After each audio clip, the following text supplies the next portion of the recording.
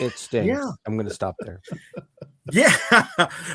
Thanks for checking out Comic Book Stream, ladies and gentlemen. We're here tonight to talk to some of my fellow comic book creators, the folks out there who are making comic books and distributing it themselves. This is not a show about who has the best process or what is right or wrong. This is where we get to talk shop, like when you're at a bar or at the barber's. So if you're all down with being that fly on a wall, hang out with us for a little bit and let us know that you are listening. Leave a comment if you're watching, and if you're catching us on the restream, please leave a couple of words of encouragement then too. We want to hear from you. And do not forget to drop that stack of unread comic books on the like, subscribe, and share buttons. I know there's a lot of books on that to read pile, so there's more than enough to go around. Now, without further ado, make sure you got something tasty to drink and hang out with us for the next hour and a half as I hang out with my cohorts. What the hell is on your image right there?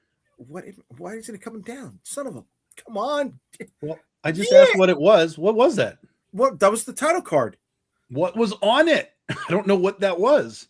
It was a What, picture. the character? Yeah. Oh, that was one of my trading cards from the Storm Chasers. Oh, it's one of yours. See, you had Dark Horse on there, so I thought it was a Dark Horse thing. No, you know what? I don't want to get called out by anybody, so I'm going to use my own imagery. Okay. You know what I'm saying? We use our own imagery. That way I don't got to pay nobody. That's fine. I'm branding my stuff, and I'm sure, because you know what? Comic Book Streamland is a part of Unstoppable Comics, and I am JayDee Rosario from Unstoppable Comics, joined by JD Calderon from Dreamweavers Press, Tom Hutchison from Big Dog Inc., and DM Ray, Mr. Ray Jameson. Wow, I'm so sorry. I drink Poutine and maple syrup all day. We're just going to get that out of the way right now. Writer of Madcaps. What's up, fellas? How we doing, guys? It's okay. It's a pretty chill Friday afternoon, evening. It's always a chill day in Canada. It's never other than chill in Canada. It's true. I'm like, what's Mega Man 1? Mega Man X. There's Chill Penguin. That's me. I'm just Chill Penguin. I never played that, but Greenland Burks, thanks for coming back. I hope that was you that ordered from UnstableComics.com. Your package went out earlier this week, and I noticed that you didn't pick up issue number 8, so I threw that in on me as a way of saying thank you for always hanging out with us. I appreciate that, bud. All right, and here we go. We got Lorraine.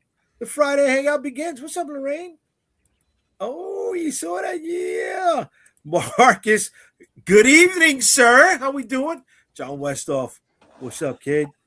So in the green room, we had quite a lively discussion. And Tom came up with, blasphemy, I think it was. No, not at all. It's shit. It's not shit. It's shit. It's not shit. It's shit. How is it shit? It's shit. Because every time I talk to people about Rogue One, this is what we're talking about, Rogue One. Yeah. Okay. Every time I talk to people about Rogue One, invariably what I get is, oh my God, that Darth Vader scene. Okay. Oh my God, the last battle, whatever. Okay. Yeah. Oh my God, like the walkers. Okay. All right. Okay. So the point is that invariably the reaction to Rogue One exists solely around roughly the last 30 minutes of the movie. But at the point they get to Scarif, however long that is, by the time they get to Scarif, that's where everything sort of clicks in and everybody's engaged and like, holy shit. Yeah. Which I get. I have appreciation for what they did with the battle. The battle was amazing. It is one of the best space battles. End stream. He agreed. Done. Yeah. Good night, everybody. I love how they pulled old footage and did it. Like there was good stuff in there. It was good stuff. Okay. But that finale, and I see this a lot with other movies too, where like there's a moment, whether it's the end or just sort of somewhere in the movie, there's a moment in the movie that is like more or less universally accepted as this was a great moment.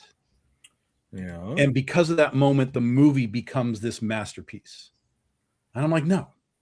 You don't get to tell me that 30 minutes of the movie is good while the previous 40, 50 hour isn't, and suddenly it's a masterpiece. Because the lead up to Scarif is garbage. It's utter garbage. Bouncing around from planet to planet, doing shit with what's the guy on the what's the guy that had the hologram thing?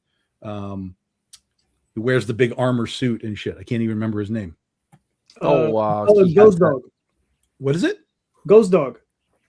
See, nobody even knows his name. That's how bad this movie is. Whitaker? It's Forrest Whitaker, but what's the character name? Nobody even knows his name. Saul Guerra. There you go. That's what I was looking for. Saul Guerra. The Saul Guerra stuff is garbage. The just the basic element of the movie being made for the purpose of this historical thing of like, oh, the Death Star had a hole in it. Let's explain it. Like, no, motherfucker. It was there because it was an exhaust port, right?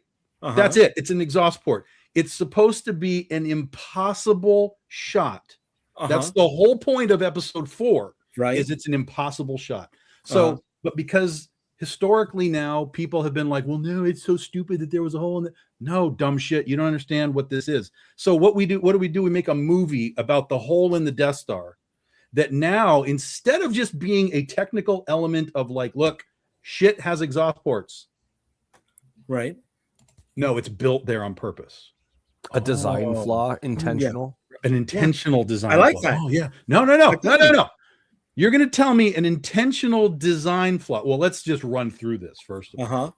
Right. First of all, number one, the exhaust port is fine. It's a rational thing that they had to discover a miracle shot to be able to make. By the way, which was an impossible shot unless somebody happened to fly down there and use the Force. Okay. But Luke says beforehand, that's easy. I've shot Wob Pratt a lot smaller. You're not wrong. You're not wrong, except that they shot and missed.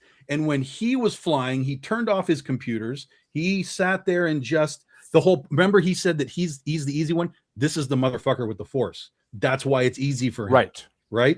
Okay. So again, easy. Your purposeful design flaw that you're supposed to give to somebody to figure out to blow up the Death Star requires somebody to have the Force to pull off. Okay. Massive flaw in your story. That's all right. That's moronic. Listen, they're trying to connect. No, there's nothing to connect. That's my point. There's nothing to connect. Yeah, there is. It's an exhaust port. That's it. It's an exhaust port. Okay. That is built into a piece of machinery. Let me break down. It's like a muffler, Jay. Let me break down. Like yes, yeah, exactly. Okay. Let me break down. We're gonna put Rogue One on the shelf for a second. Okay. We're gonna put Rogue One on the shelf for a second. Let me explain to you how my uncle explained Star Wars to me with Luke. Okay. Yeah. Hold on, real quick. Look at Marcus's quote here because this is true. No, that's a great quote. I want to get to that. I'm going to get to that. Okay.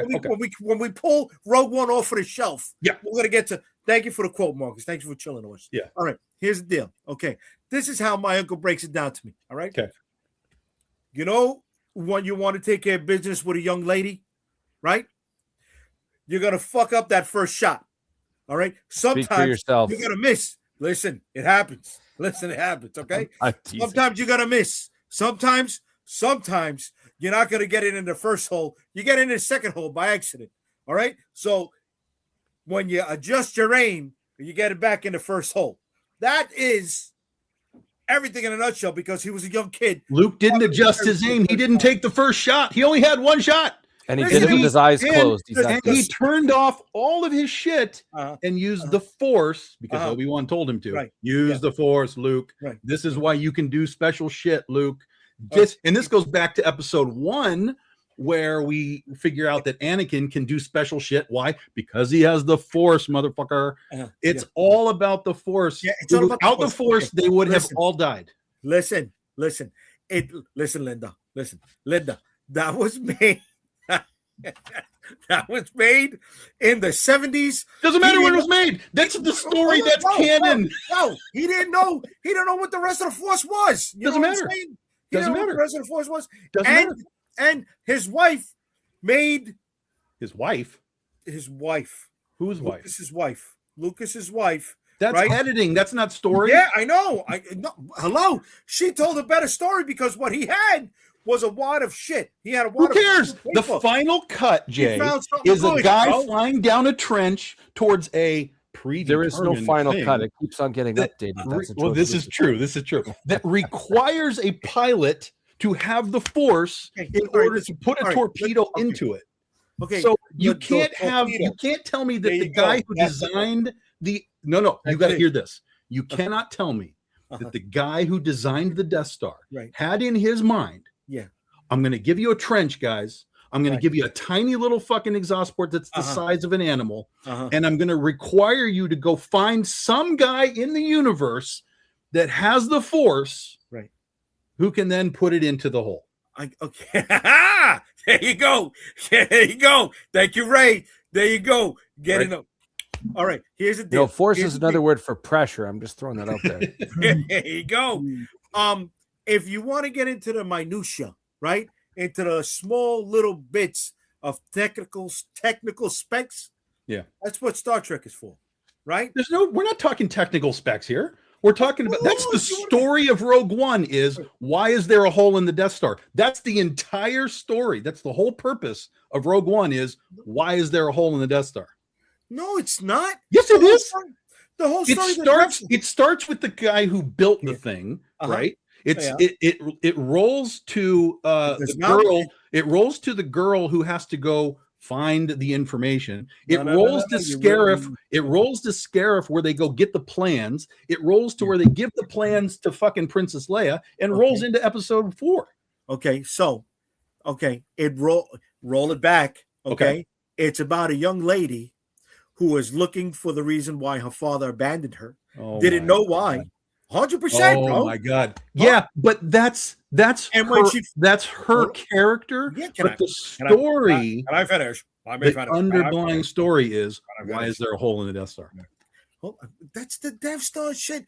This is what Rogue One's about. It's about the young lady who was looking for her pop, right? Had all these anger, all these issues for thinking that he had abandoned her when he was really trying to protect her. And then when she found out why he did what she did, her guilty conscience felt the need to fulfill her father's mission for paying her back for protecting her life. Does not change. I built the Death Star with a hole in it on purpose. Doesn't change that. Can I jump in real quick? Jump in. Here's the thing. Like Tom, I understand what you're saying, right? When you see everything as a whole. But if we are just talking about Rogue One as a singular film, I'll give this to you. And I've said this to other movies that I didn't like before. In a vacuum, if Rogue One is the only thing that we have for Star Wars, it's the best. It's fantastic. 100%. It's a good movie. It's fantastic. It's a fantastic space movie. There's a lot going on. In a vacuum, it succeeds. Yes. Right. Yes. Agreed.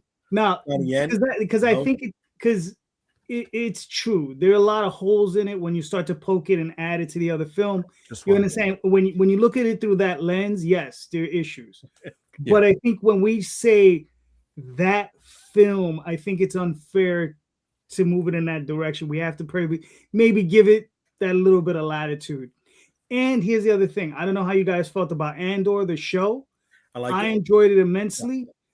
And the way it flows right into that film, I thought was incredible. The way the guy did that. Yeah. And when I look at it as a whole, that's how I view it. Because there was that one scene where what was the young lady's name? The lead actress. Well, what's her character? When she goes off on Andor and she tells him, you're going to kill my dad. And and he explained, he yells at her and he says, listen, he said, I've been doing this in my entire life. You're not the only one that's lost people. Yeah. And when you watch Andor, you realize how much this man has sacrificed. Good. Right. Yeah. Sure. But now you are now attaching extras onto Rogue One yourself. Well, yeah, you know what I'm saying. So, of course, you can always build and subtract and whatever. But that's what I'm saying. For me, I didn't like the Andor show, so I didn't really watch it.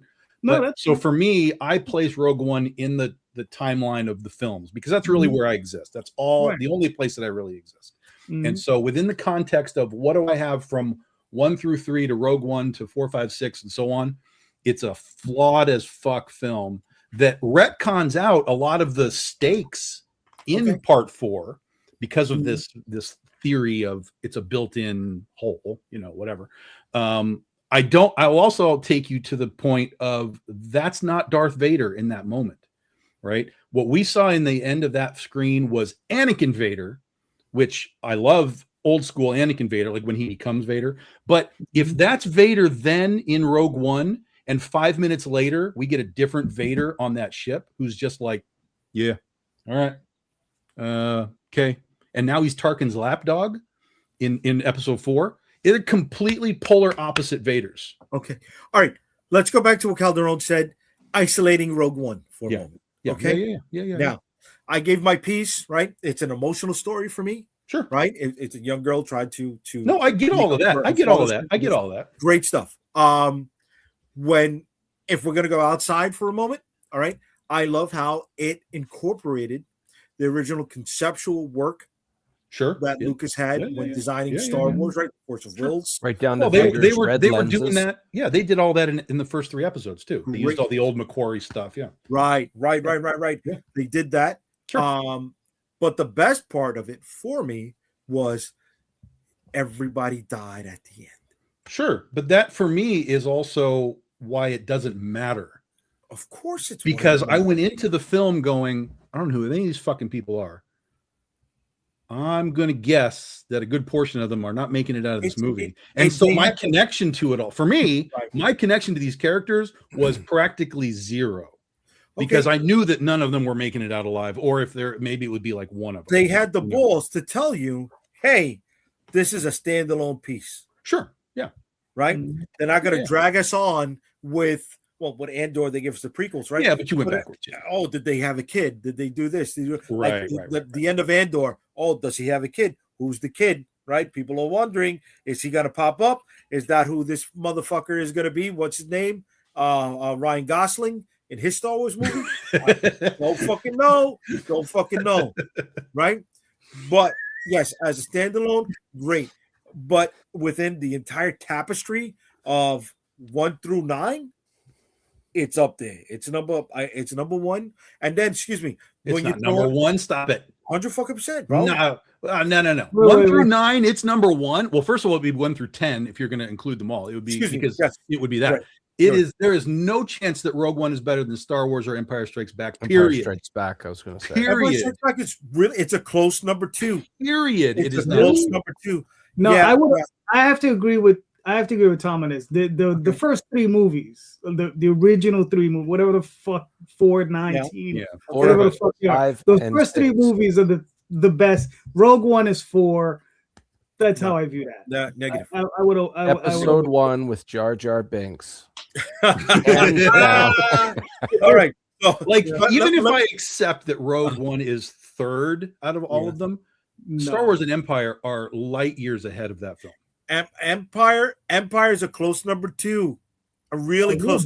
You're bugging. Yeah, See, this is what I'm saying, man. No, this you're bugging. Now you're bugging, guys. Now you're bugging. I think Empire is a popular vote, and let me tell you, I can understand that. Empire is not my favorite. Return of the Jedi is. That's interesting. No, that's interesting. No. That's like saying, I can respect that's like saying Iron Man 3 is your favorite out of all the Marvel. No. Oh no. That is not the same. Return of the Jedi is not Iron Man 3. I've explained this before. The reason I like Return of the Jedi more than I like the other 2 movies is because we finally get to see a fucking Jedi. Yeah. Okay. You understand? We finally got to see one. I got you. But he wasn't a Jedi yet.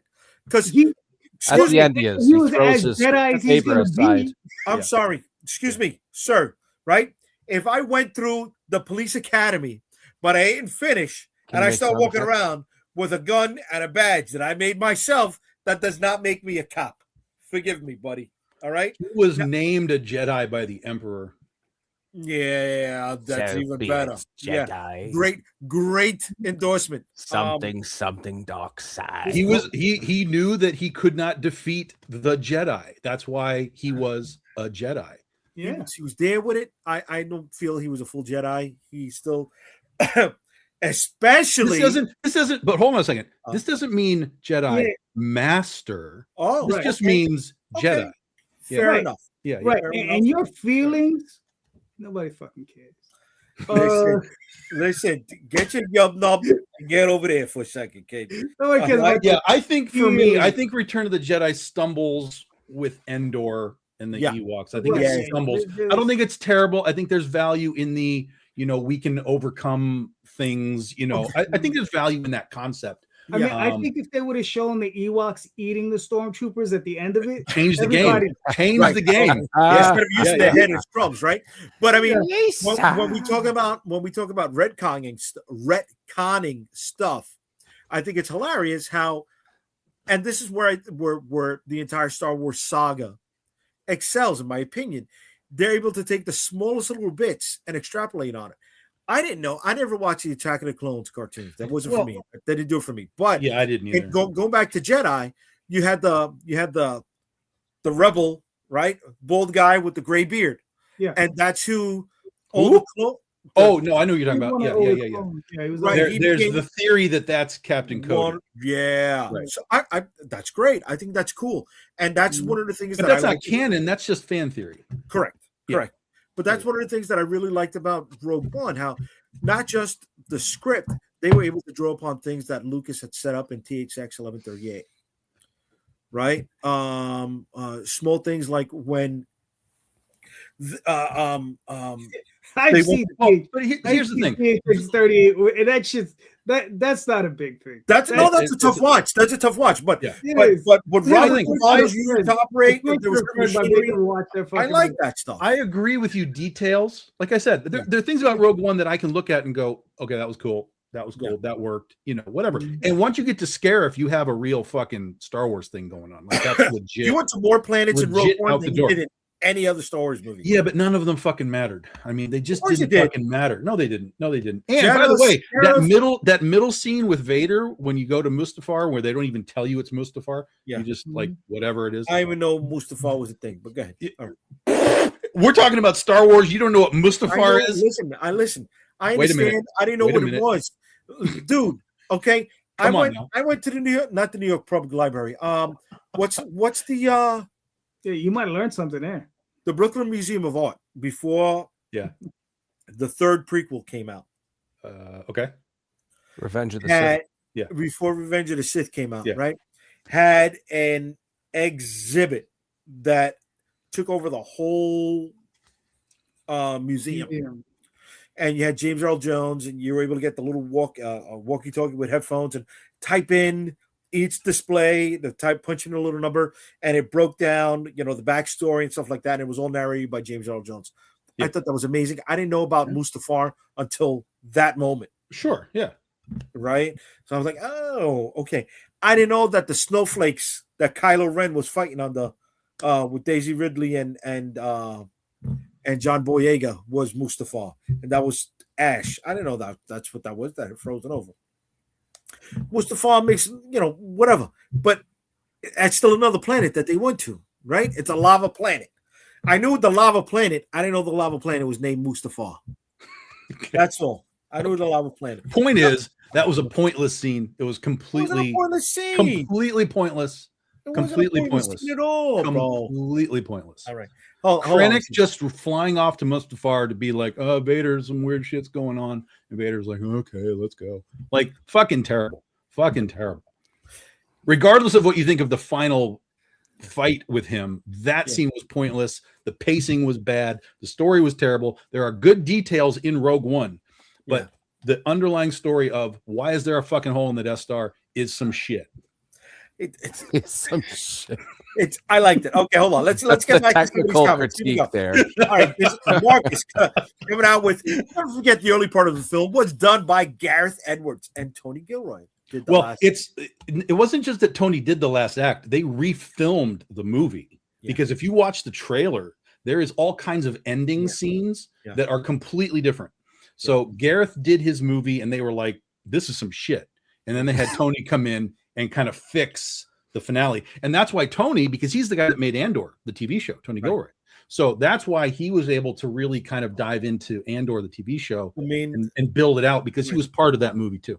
The main lead had more scenes wearing the trigger cannon armor than but the whole thing was different. Like there's scenes of like, I can't remember her name. I keep calling her Ray, but that's the other girl. Yeah, I know. I was going to call it Daisy Ridley for a second. I can't think of what her name is, but there's scenes like of her running around on the beach and she's got the plans in her hand and shit. Like there's all kinds of different ending. I'd love to see that ending just to see what it was, but forget about the Donna cut, the Snyder cut, No, I don't mind. I don't mind seeing it, because you can judge for your own what you want, but I would be curious to see what did they see in that ending that they were like, that's not good. We gotta redo this thing, like completely redo it. So right? I'm kind of curious as to what it would look like. Oh no, there's 11 films because Solo's in there too. Oh, Solo, that was man. So Solo. What's funny is Solo. If you just remove it and not let it be, if you were to rename it and just make it its own thing, was an okay science fiction movie. Okay, but you have to eliminate it from Star Wars. Basically. Because when you're gonna tell me a Star Wars movie and you're gonna tell me why Han Solo is named Han Solo, I'm gonna be really upset. That was so bad. It could have been so much better. Yeah, I know. Who knew you just needed a banana to take down the Death Star? Yes, Larry. Banana in the tailpipe. That's a great reference. That is a great fucking reference. Yes, it is. Oh my god. No, before Beverly Hills Cop. Yes. But it was also in a banana in the tailpipe. Which was first, Bachelor Party? Oh, I don't know which one came first. Eddie Murphy. I only have a reference to that for Eddie Murphy. Okay, so because it was also in a Bachelor Party. That's why. Anyways, Calderon is visibly enjoying this discussion. Yes, he is. Jay just wrecked any chance of monetizing the show. Listen, ain't no monetization here, kiddo. VNet. So we're not about the money. We are not about the money. The money. The Force makes you good at lovemaking. Damn right, it should. If you're not utilizing it, probably does. It probably does. Like you could like make yourself float and do all kinds of crazy shit. If Bull Durham taught us anything, it's holding on to the Force until the day of the game makes you a powerful contender. All right. Thank you for getting that reference. Oh my God, I was a reach for me. That was a reach for me. Thank you. The fact that Ray got it, he's all the way up there in Canada. Up in Canada, baby. Here we go. This is what happens when the producers pay too much attention to over-explaining minutia to internet randos. Thanks. The biggest writing mistake is trying to justify magic with science. Yes.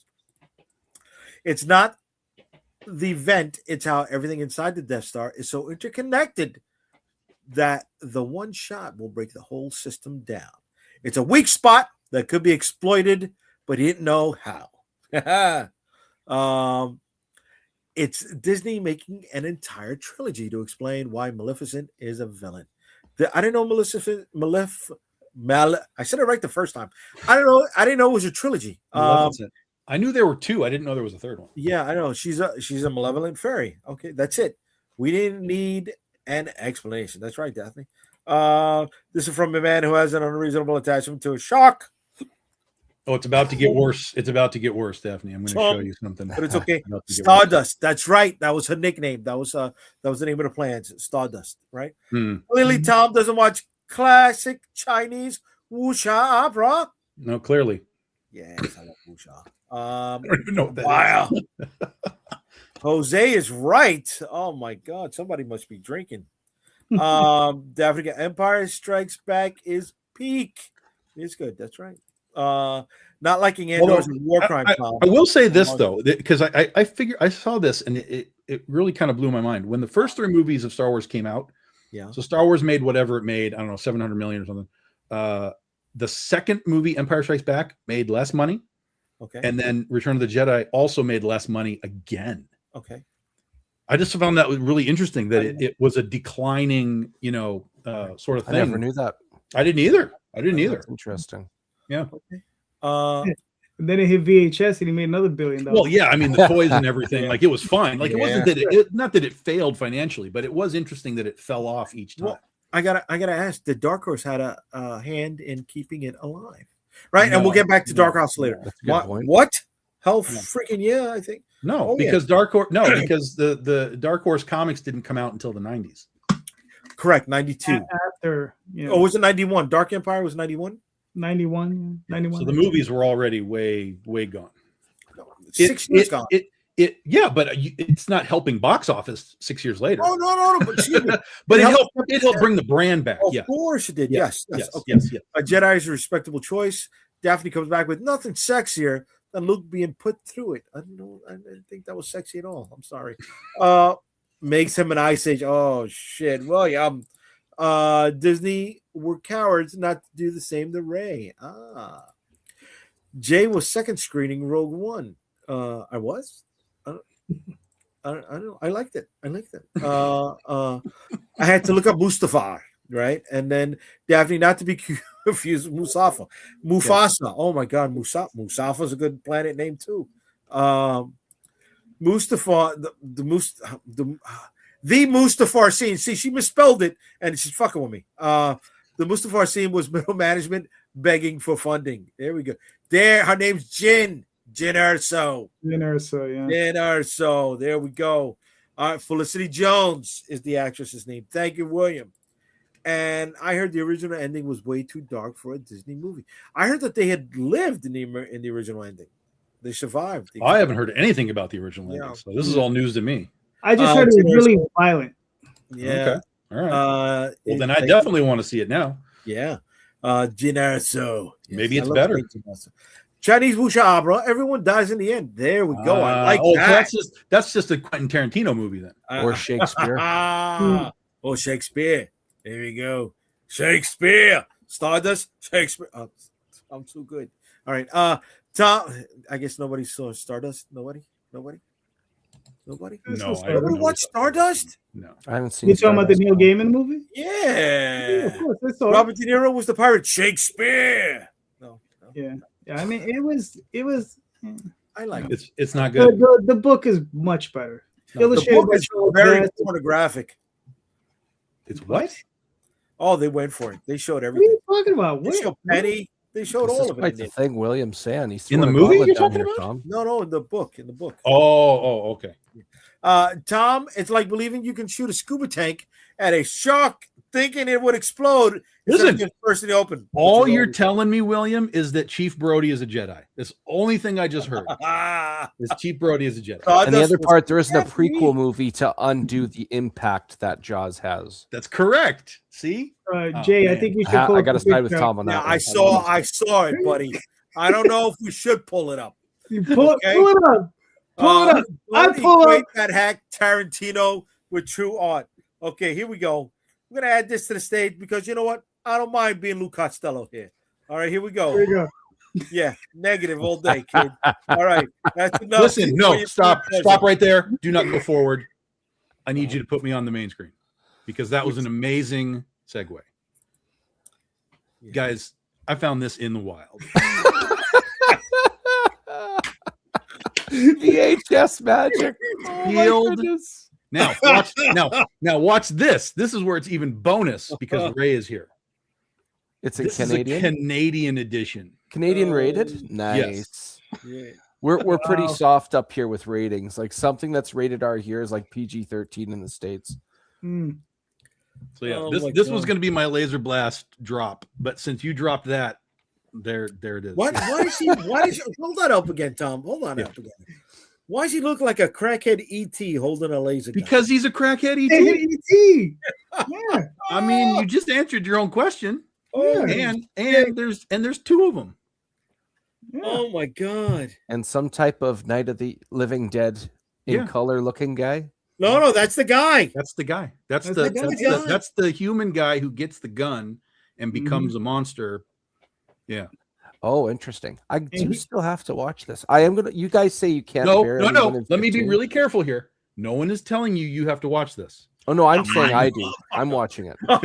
I'm watching it. No one is telling you that you have to watch this. I will figure out how to run my own stream and watch it and do reactions. It's on Amazon. I think it's on Tubi and it's no. When I want to clarify, I'm going to stream myself reacting to it. Listen. You tell me when. I will be there. Okay. All right. Okay, y'all have never seen a scuba tank explode. I've never seen a scuba tank explode. I have. I've watched Jaws. Of Yeah, course, I've seen Jaws. Explode like Jaws. And Daphne ends up with that VHS is a crispy. Oh yeah, baby. It's going. I'm getting it graded. Where? Couple questions. One, where did you find it? And two, what did it cost you? So I found it with these other ones too. I got Conan. Oh yeah, that's how you. Hold on, wait. Get back to single here. Hold on a second, kid. I got Conan. Yeah, that's nice. That's a good quality. Nice That Chrome. one. Yeah, baby. And I got Krull. Oh, nice. Oh, cool. Come on, yeah, bro. And then so I never in my life would have imagined that this would appear, be completely sealed, and be from Canada. Like So, I was like, Tom, come on. And look at what it says there. I know how to. Video. I know how you can add to the value of this. You have to get Jay to sign it. I mean, you know, that would just devalue you it. know. May I ask? All of these, the three of them cost me $15. Nice. Nice. That's a win. You're overpaid, buddy. Yeah. You're overpaid. Well, he had Laser Conan Blast and was 14 of those $15. Yeah, 3 for $15. They're just $5 a piece. And then there was another one that I was going to buy, but the guy wanted too much. But when I looked it up, I was like, oh, that's what they go for. So he had Jaws. He had an original Jaws on VHS. And I was like, oh, that's cool. And he wanted like $25 for it. And I was like, all right. But I looked at it for a second. I was like, something's wrong here. Picked it up, looked at it. Something's really wrong here. It was almost like it was AI. Something was wrong.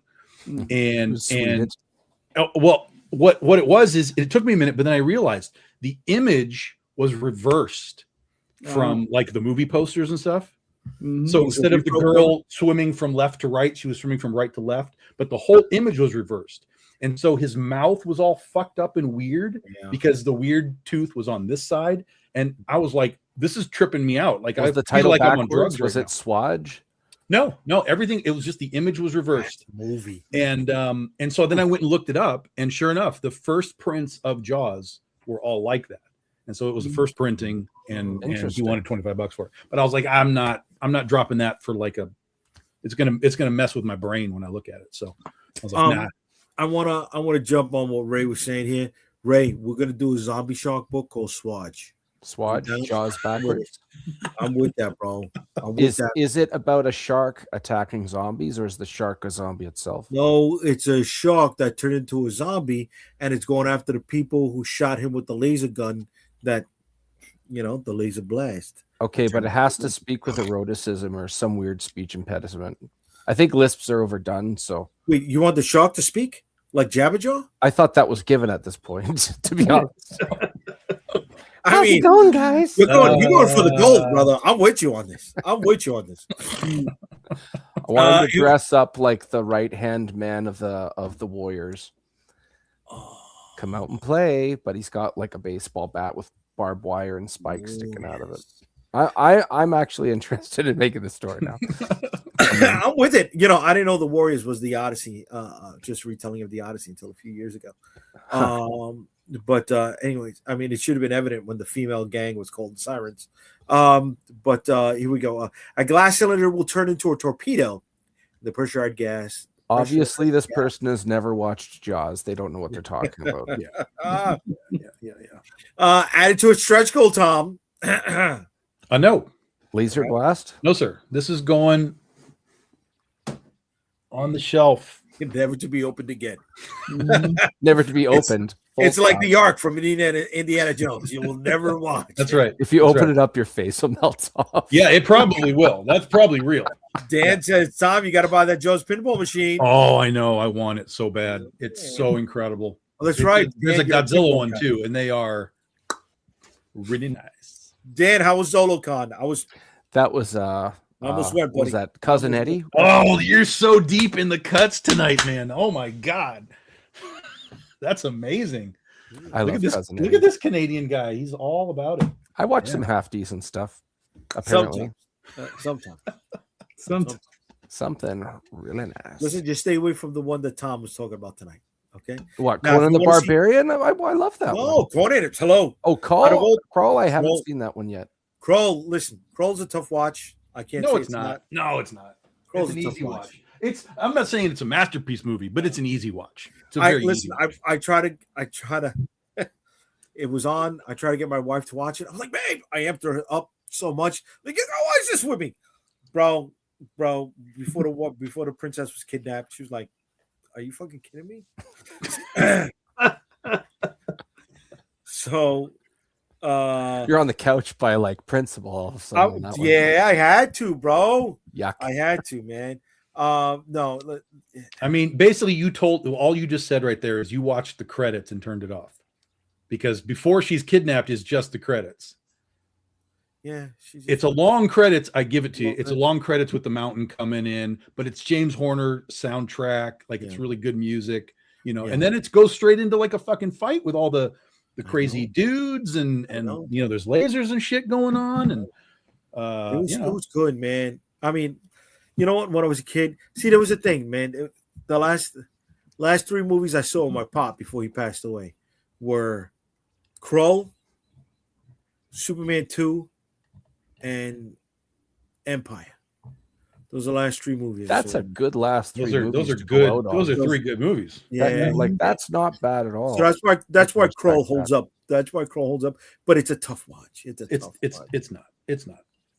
You had something else going on. You were distracted. It's perfectly fine. Bro, are you kidding me? Did you put it on tonight? I watch it at least 2 times a year easily. I have the Blu-ray upstairs. Like, I easily sit and watch that a couple of times a year. Yeah. Okay. And I have this. I have the CD. I have the score right down on the floor. The whole castle segment. It you could tell it's foam dressing.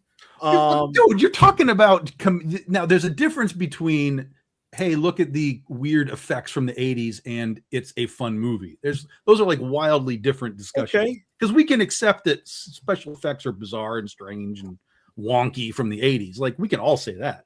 But, this isn't like Star Wars ILM effects going on. Like, sure, of course not. But, there is a comic, Dan, of Krull. There is a comic. They adapted the movie. Yeah. Marvel adapted the movie.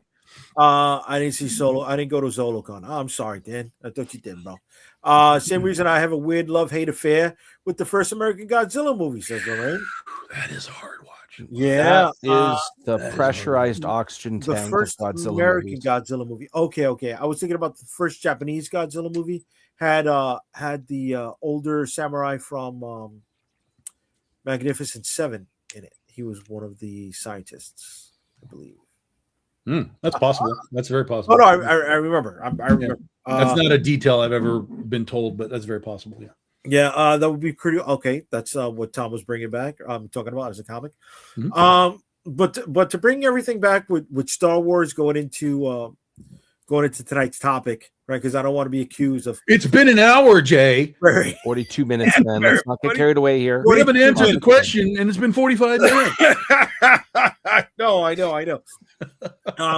So I read a lot of the Star Wars when it was with Dark Horse, right? Mm-hmm. They expanded the universe quite a bit. They never adapted the expanded universe, right? But they didn't know because you also had the Timothy Zahn novels, right? Sure. Yeah. And then you had the Young Jedi Academy novels, which was trying to do the whole Harry Potter thing. But Dark Horse was my entry point into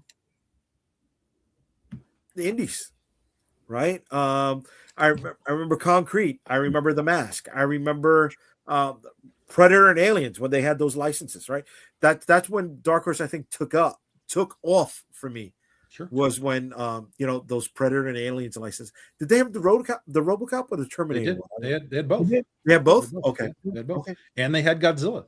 Yep. They did like a standalone Godzilla issue, and then they did an adaptation of the 1984 movie as a manga. Okay. Yeah. But for me, Creature from the Black Lagoon. Oh, really? Yep. Oh. Arthur Adams. Same thing. Godzilla. Art Adams. Yeah, Art Adams. Yeah. But Calderon, I know you're with me on this. For me, Dark Horse was Hellboy. Yeah. Right. I mean, Hellboy was Sin City. Sin City. That's 300 too. That's right. 300, That's Monkey right. Man and Monkey O'Brien. Man. Some more A. Art Adams. Yeah. Barbed Wire, right? Sure. With Pam Anderson, Ghost, Mhm. right? Shit. Next was Well, but see, they were. Here's the thing, though. You got to go back. Like the earlier Dark Horse stuff. You're talking about like Concrete. You're talking about like Flaming Carrot and shit like that. Yeah, Dark Horse. Yeah. Because and they just happened to be situated that when the 90s came around and the boom happened, they were able to do like that comics greatest world with like X and Barbed Wire and Ghost and all that kind of stuff. So they were kind of situated in there. And then of course that's when Mignola came around with Hellboy, and they did all of the legendary, which is Hellboy, Monkey Man and O'Brien, and Sin City was all of that kind of a thing. Oh, and X-Men, X-Men, John Byrne, yeah. But he didn't have Terry Awesome with him, so the lines weren't as clean. It didn't pop for me the way his other stuff did. But so Mike Richardson, the guy who founded Dark Horse, who started Dark Horse from his handful of comic book shops over in Oregon, who brought comic books to movies, good comic books to movies, to good movies, long before the MCU did. Well, the first Hellboy was pretty good, dude. You know, No. They weren't all good, but there was they good weren't ones all amongst good. them. Right? There was, there were some funky movies he made. Virus. Virus. Yes, that's the one I was thinking about. Yeah, Virus was. Virus was tough, right? But I really didn't like Time Cop. You don't like Time Cop? I like Time Cop. I like Time Cop. I think there was more to Time Cop that could have I think it works. I think it's fine. Van Damme and a mullet. I mean, come on. Who doesn't want that? I kick it very I'm a high. sucker for a lot of time travel anyway, so that's where I mark out is a lot of time travel. Oh, you're a mark. What about a time traveling zombie shark, Tom? Oh no! Now you got me. Sequel. Now you got me. That's the son of Swaj. Because all you got to do is go to the Comic-Con and be like, it's a time traveling zombie shark, and you're gonna sell it. Shut up and take my money. You don't have to say anything else. That is the shit. Go back to. It's like from the Philadelphia experiment. It's a shark that gets caught in this Philadelphia experiment, and the time travel stuff burns him out. That's why he becomes a zombie. But he also absorbs whatever stuff they were doing for that. So he keeps jumping through tachyon particles. Yeah, right. So he keeps jumping through time and popping up in various places, and he's all fucked up and shit. In the movie, he's voiced by Keanu Reeves, and he'll get a snack wherever he is, and then he'll pop out again. I'm really hungry, and I Wait don't a know where I second. am. And the ship follows him through time to try to destroy him because that's the only evidence that they did what they did successfully. This is the shit. Yep, I'm in. Do you see what I do, Jay? Do you see what I do for you? The shit, boys. Woo, boys. Swaj, I'm the liking time traveling this. zombie shark. God, what was the name? What was the name? It was a battleship, right? It was a battleship. Yes, I do not remember what it was called.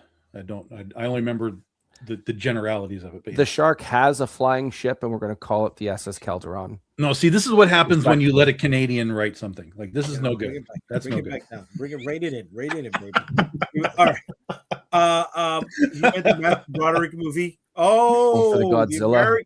Sorry, that one. Okay. Yeah, that was terrible. I mean, that's Zilla, as the Japanese call it. They don't call it. Toho hated that so much they Yes. bought it back and put him into the last Godzilla movie that they made in 2000 at the and time, kicked his butt. Called Final Wars. Yes. And he appeared in Final Wars and got smoked really in seconds as soon as the real Godzilla showed up. Like he got turned into like rotisserie chicken. Yeah. Like I mean, glorious. I gotta see that.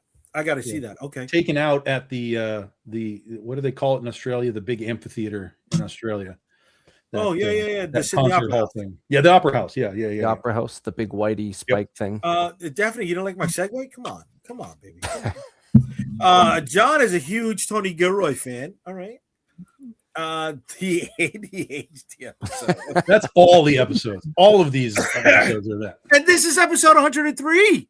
If you haven't been watching, Dan, yes, Hellboy, dude, big fan of Hellboy. What's the streak at right now, Jay? The streak weird. I gotta check it, but this week 9. No, we should be at 10 in a row. Yeah, I'm pretty sure It's 10 or 11. Yeah. Boris the Bear. Boris Bear, yes, you started me, Green Lantern Bikes. All right, Boris was not Russian. What do you mean? I read those comics. He was not Russian. Moose and Squirrel. Why not? Because he wasn't. He wasn't You right. tell me, what was he? What was he? You know what shark is in Russian there, Tom? And trust me, he would have shot you. Akula. What? Akula? That's good. Akula. That's a good word. That's Okay. a good word. That's shark in Russian. Okay, we got rather than mask. I always like shark. I think it's Spanish. Shark is tiburon. I always like that word. Tiburon. Tiburon. Yeah, Tiburon, and which pissed me off when Electronics Arts had their subdivision, and people called Tiburon.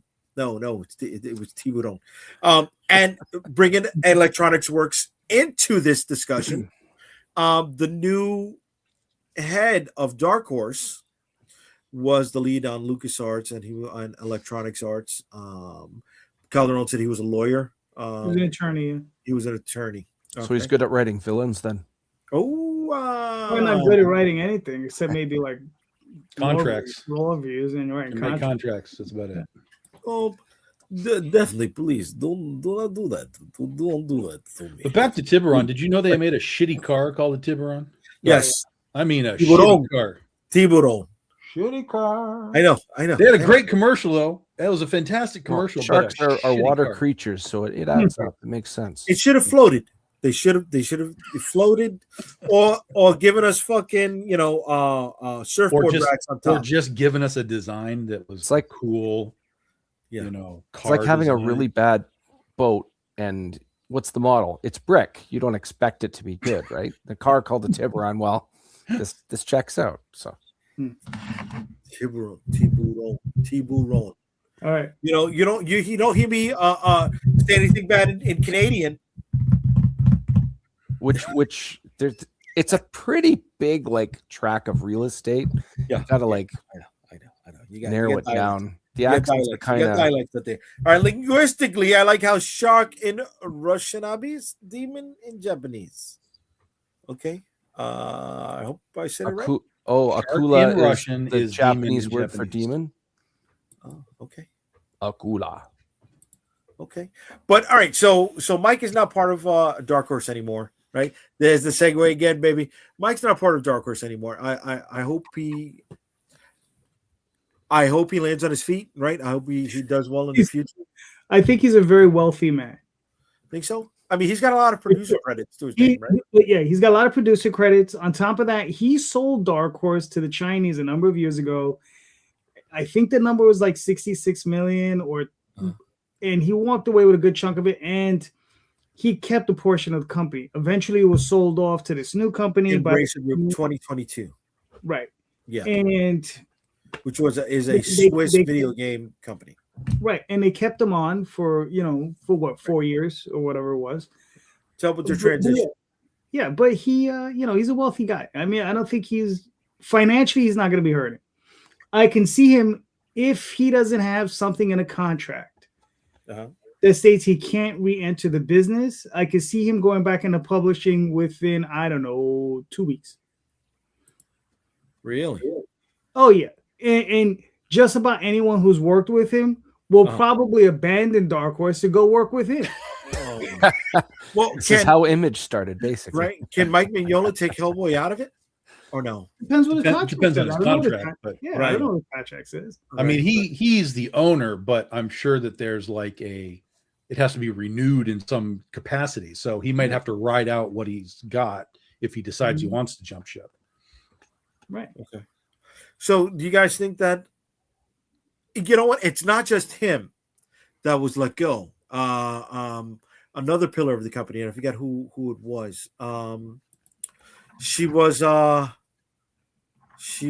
the head of marketing. Mm-hmm. Yeah, the VP of marketing, Carol Neal, was also like. Yeah, but I mean, none of this really is a surprise. I mean, look at what happened when Valiant got bought. I mean, all those guys got booted, and it's just, that's just business. It takes a minute for everything to settle down after the purchase, but then the new buyers want their people in place, and that's just what it is. But nobody in the lead has a background in comic books. Listen, Do you know how many people come into this business and they just think that they got it cold? There's plenty of publishers that have just come in and been like, hey, we got this, and they're gone in 2 years.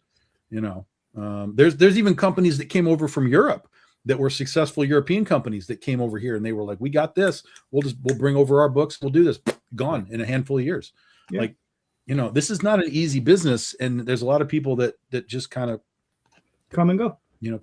But there's guys that are good at the business that don't necessarily succeed either. Like they come from the business and they still, they walk up the ladder for a bit, but they stumble and fall, and it just is what it is. Right. Yeah.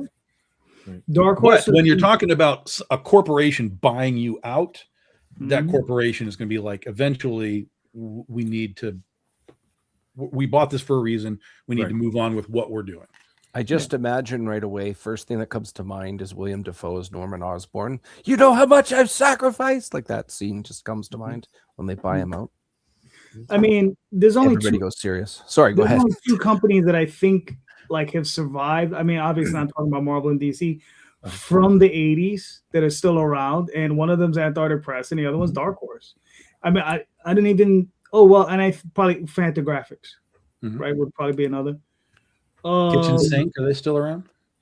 They are, but they're part of a smaller, like Kitchen Sink, Top Shelf. They're part of a smaller. Oh, they're like a conglomerate, like a linked up. Yeah, I don't know, but who? I'm sorry, I don't remember which ones they're part of. Yeah. I don't know. I mean, they're all. But again, even those guys would be very small in their production. Yeah. Well, I mean, look, Green Lantern Berg says he's 75 years old. How much he's time 75. Yeah, but you see pictures of him? He looks good. I mean, dude looks good. He's always had that gray hair, man. Yeah. Oh yeah, he's always had that. Yeah, for sure. Don't get that twisted. That's he's a modern Race Bannon. He's a real life Race Bannon. For sure. 100%. Right. Top Shelf is IDW. There we go. Oh, there you go. Okay. Yeah, I mean, like you said, Valiant, right? Valiant is struggling right now. Ever since they let their people go. Yeah. Right. Well, that just became a bad idea. It did become a bad idea. Really nice. But they're not the only one that fell recently, right? Distillery, they just closed up shop. It's a nice quality item. They're not officially dead, but they're right there. It just might as well. They're right there. They're in the coffin, but it's not closed yet. That writing was on that wall from day one. You could see it like if you couldn't see that from 1,000 miles away, like you were just asleep. Tell me why. Tell me why. I'm curious as to what was your perception? Oh, I don't know. Just a group of guys going out getting hedge fund money and then just coming in and then just throwing it around nilly-willy at any big name. Like saying, hey, I don't know, pick one of the random creators that they chose. And they were like, hey, we'll give you $200,000 to do this property and blah, blah, blah. And I'm pretty sure the creator's like, hold on. I got something at the bottom of the desk. It's somewhere. Hold on. Yeah. I got this. I got this that nobody's ever seen before. Yeah. Sure. Let's do it. I'm traveling zombie shark. I mean, tell me. We're going to do that in distillery format too, just to piss people off. Of one book written in Braille. Tell me of one book from distillery that you can name. The format. I can name a few. I've tried a couple of them, but none of them latched on for me. So I only had I got one issue of a few of the books, but none of them latched on to me. So I never got into more. But they came from the online comic book company that sold to Amazon. Right? Okay. Who's that? I don't know who So that means they were good at the business end. That doesn't mean they're good at the creative end. No, what I'm trying to draw a thin line comparison. Is that once these guys have sold out, sold their company to become part of someone else's portfolio, right? The heads are ousted, and what's left becomes a shell of what it was. Sure, and it's picked apart. Yeah, right. Does anybody read comic books? What's going to happen to Dark Horse? Right. So that's why I'm asking: is Dark Horse in trouble? Sure. Okay. Well, I think that we're in a place where Dark Horse is not going to be primarily comics. They're there to take the IP and turn it into other things, movies, TV, video games, because that's the market right now, is taking the thing that exists and turning it into something that has not The only- existed before. the only More, problem bring you're gonna the have- mask back, that kind of stuff. is that they have some IP that they own, Yes. but a lot of it they don't.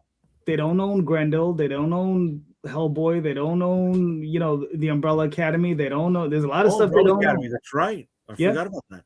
Oh, but you know what? Something happened, man. There was supposed to be a miniseries, and only 2 issues came out of the most recent Umbrella Academy. I don't know what happened to. I wait for trade, so I wouldn't know until the trade came out. So That's the thing. Training coming out if the series Right. is not finished, brother. Mhm. Spectrograph, Tiny Onion, right? So Tinian.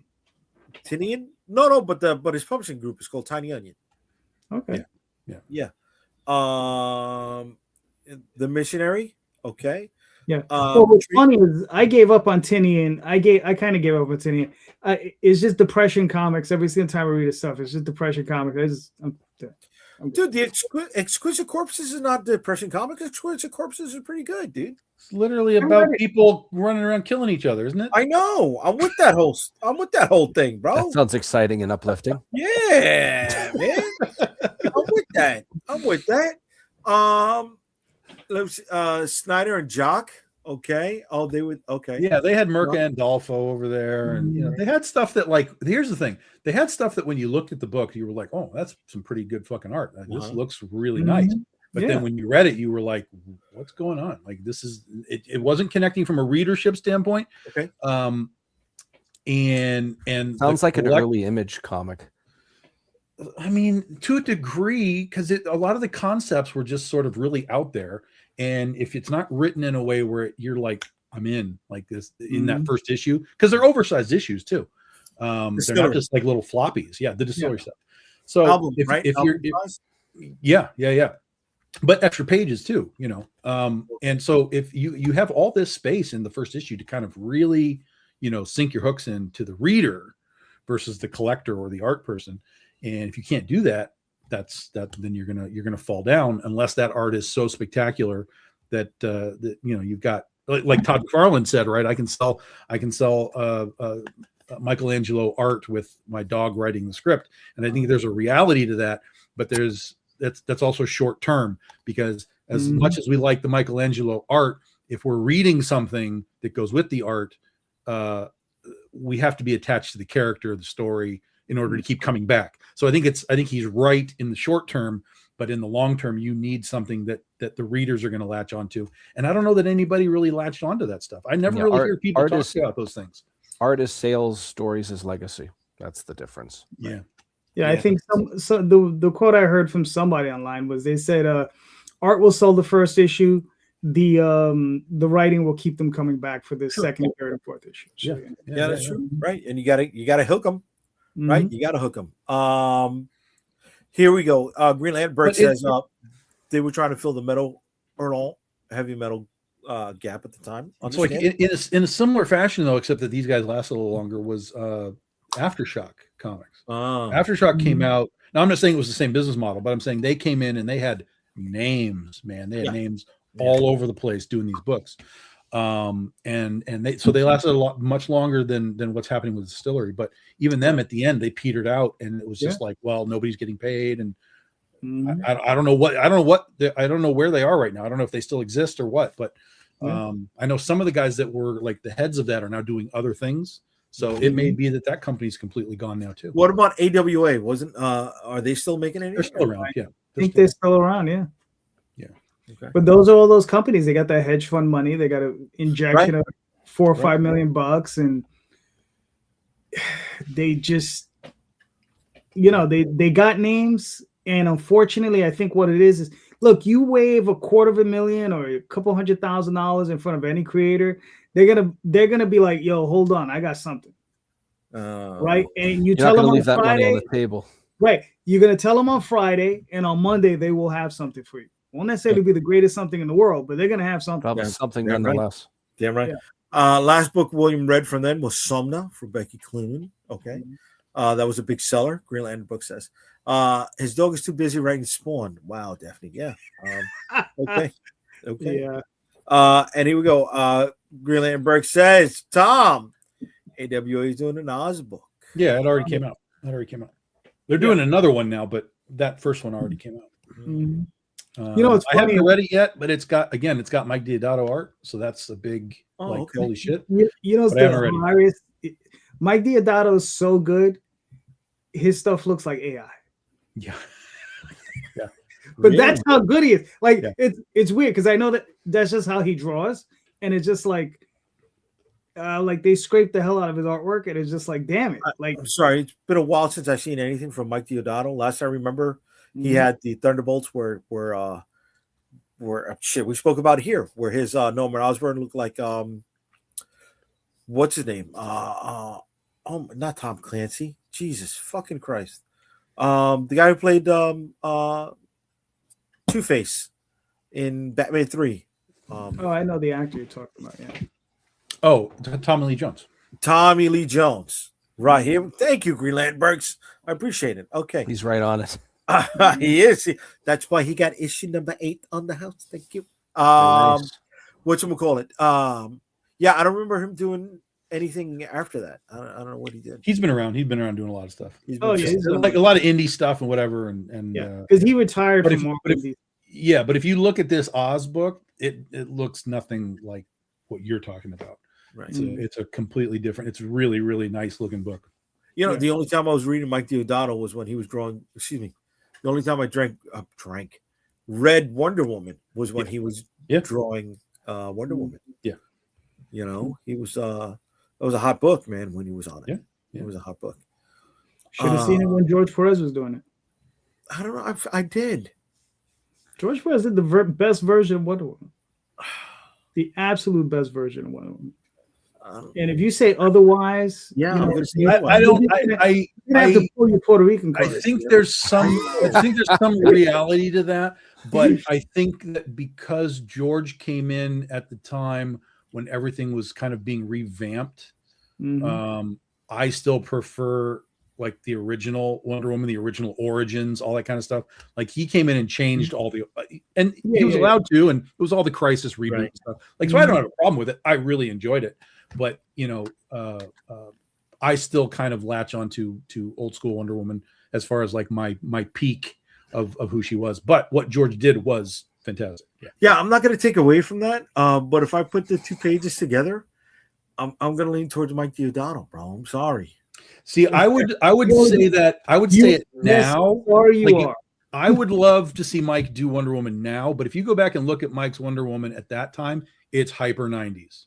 I mean, hyper 90s compared to what he's doing now. So I like it. Again, I like it. I was a Wonder Woman fan. I was like, okay, give me whatever this is, but I'll take hyper 90s.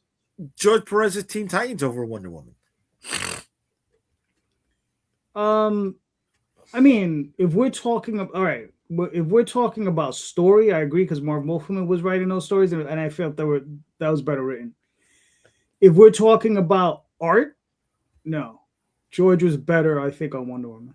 Okay, he was a better artist at that point in time. Okay, all right. I was a fan of that because what was crazy was many years later on that run, Phil Jimenez came into Wonder Woman, and Phil is just. He's the next step of George Perez. And so he got to come in and write and draw like I don't know a year or so of the book, and that was an incredible. They gave him Aqualad, and he got buried. I'm sorry, that Aqualad miniseries. Exactly. What does that have to do with Wonder Woman? Yeah. No, that's what Phil Jimenez ended up doing after Wonder Woman. Okay. It has nothing to do with what we're talking about, though. We're talking about Wonder Woman. Okay, all right. So let me go back to what we're talking about. All of these guys jump onto weird, random shit. I mean, so art to art. Yeah, I'll take Diodato over Perez. Shut the fuck up. That's crazy. Yeah, crazy. Shut the fuck up. That's your taste is in your culo. Oh my god. No, you're gonna pull your Puerto Rican card. And then art to art. No, and Diodato is an incredible artist. Yes. I think he's better, but he's far better now than he was back in the 90s. Right. Yes. Yeah, and that's true too. He is far better. He's a far better artist now than he was back then. But art to art, I'll take Perez's Teen Titans over his Wonder Woman. I mean, that's okay. Yeah. You know? But I think part of that, Jay, probably is because maybe you're not into all the Greek mythology stuff that they were doing. I am. So if you're not, well, then you should love the Wonder Woman shit because it was just loaded with all of that crap. I know. Did it? And I mean, dude does not skimp either. Right. I liked his Aries. You know, his Aries is my look for Aries, right? Mhm. But no, he did not skimp. You're right. It didn't hit for me. It didn't hit for me. And you know what's funny is that was not even a planned thing. Like when Crisis happened and they were like, we're rebooting all this shit. Like George just came into the office and he was like, can I do anything? And they had no idea for Wonder Woman at the time. They had absolutely zero on the table. And he was like, okay, I can do that. And then we got what we got. Wow. Yeah. Wow. Okay. That's cool. Let's go. And look, I'm not trying to take away from his accolades on the book. It didn't grab me. I think you are. No, of course not. I think you are. Of course not, dude. I think you are. JD, I feel personally attacked. You know what I'm saying? I bro? think you're doing this, man. Bro. He's coming out my soul right now, man. Motherflower. Deodato could not have pulled off JLA Avengers. No, he could not have. No, not the same way. No, not the same way. Yeah, no, I agree. Or Crisis on Infinite Earth, for that matter. Yeah. I really wish he would have finished that first Infinity War. All we got was that first issue. That was it. Yeah.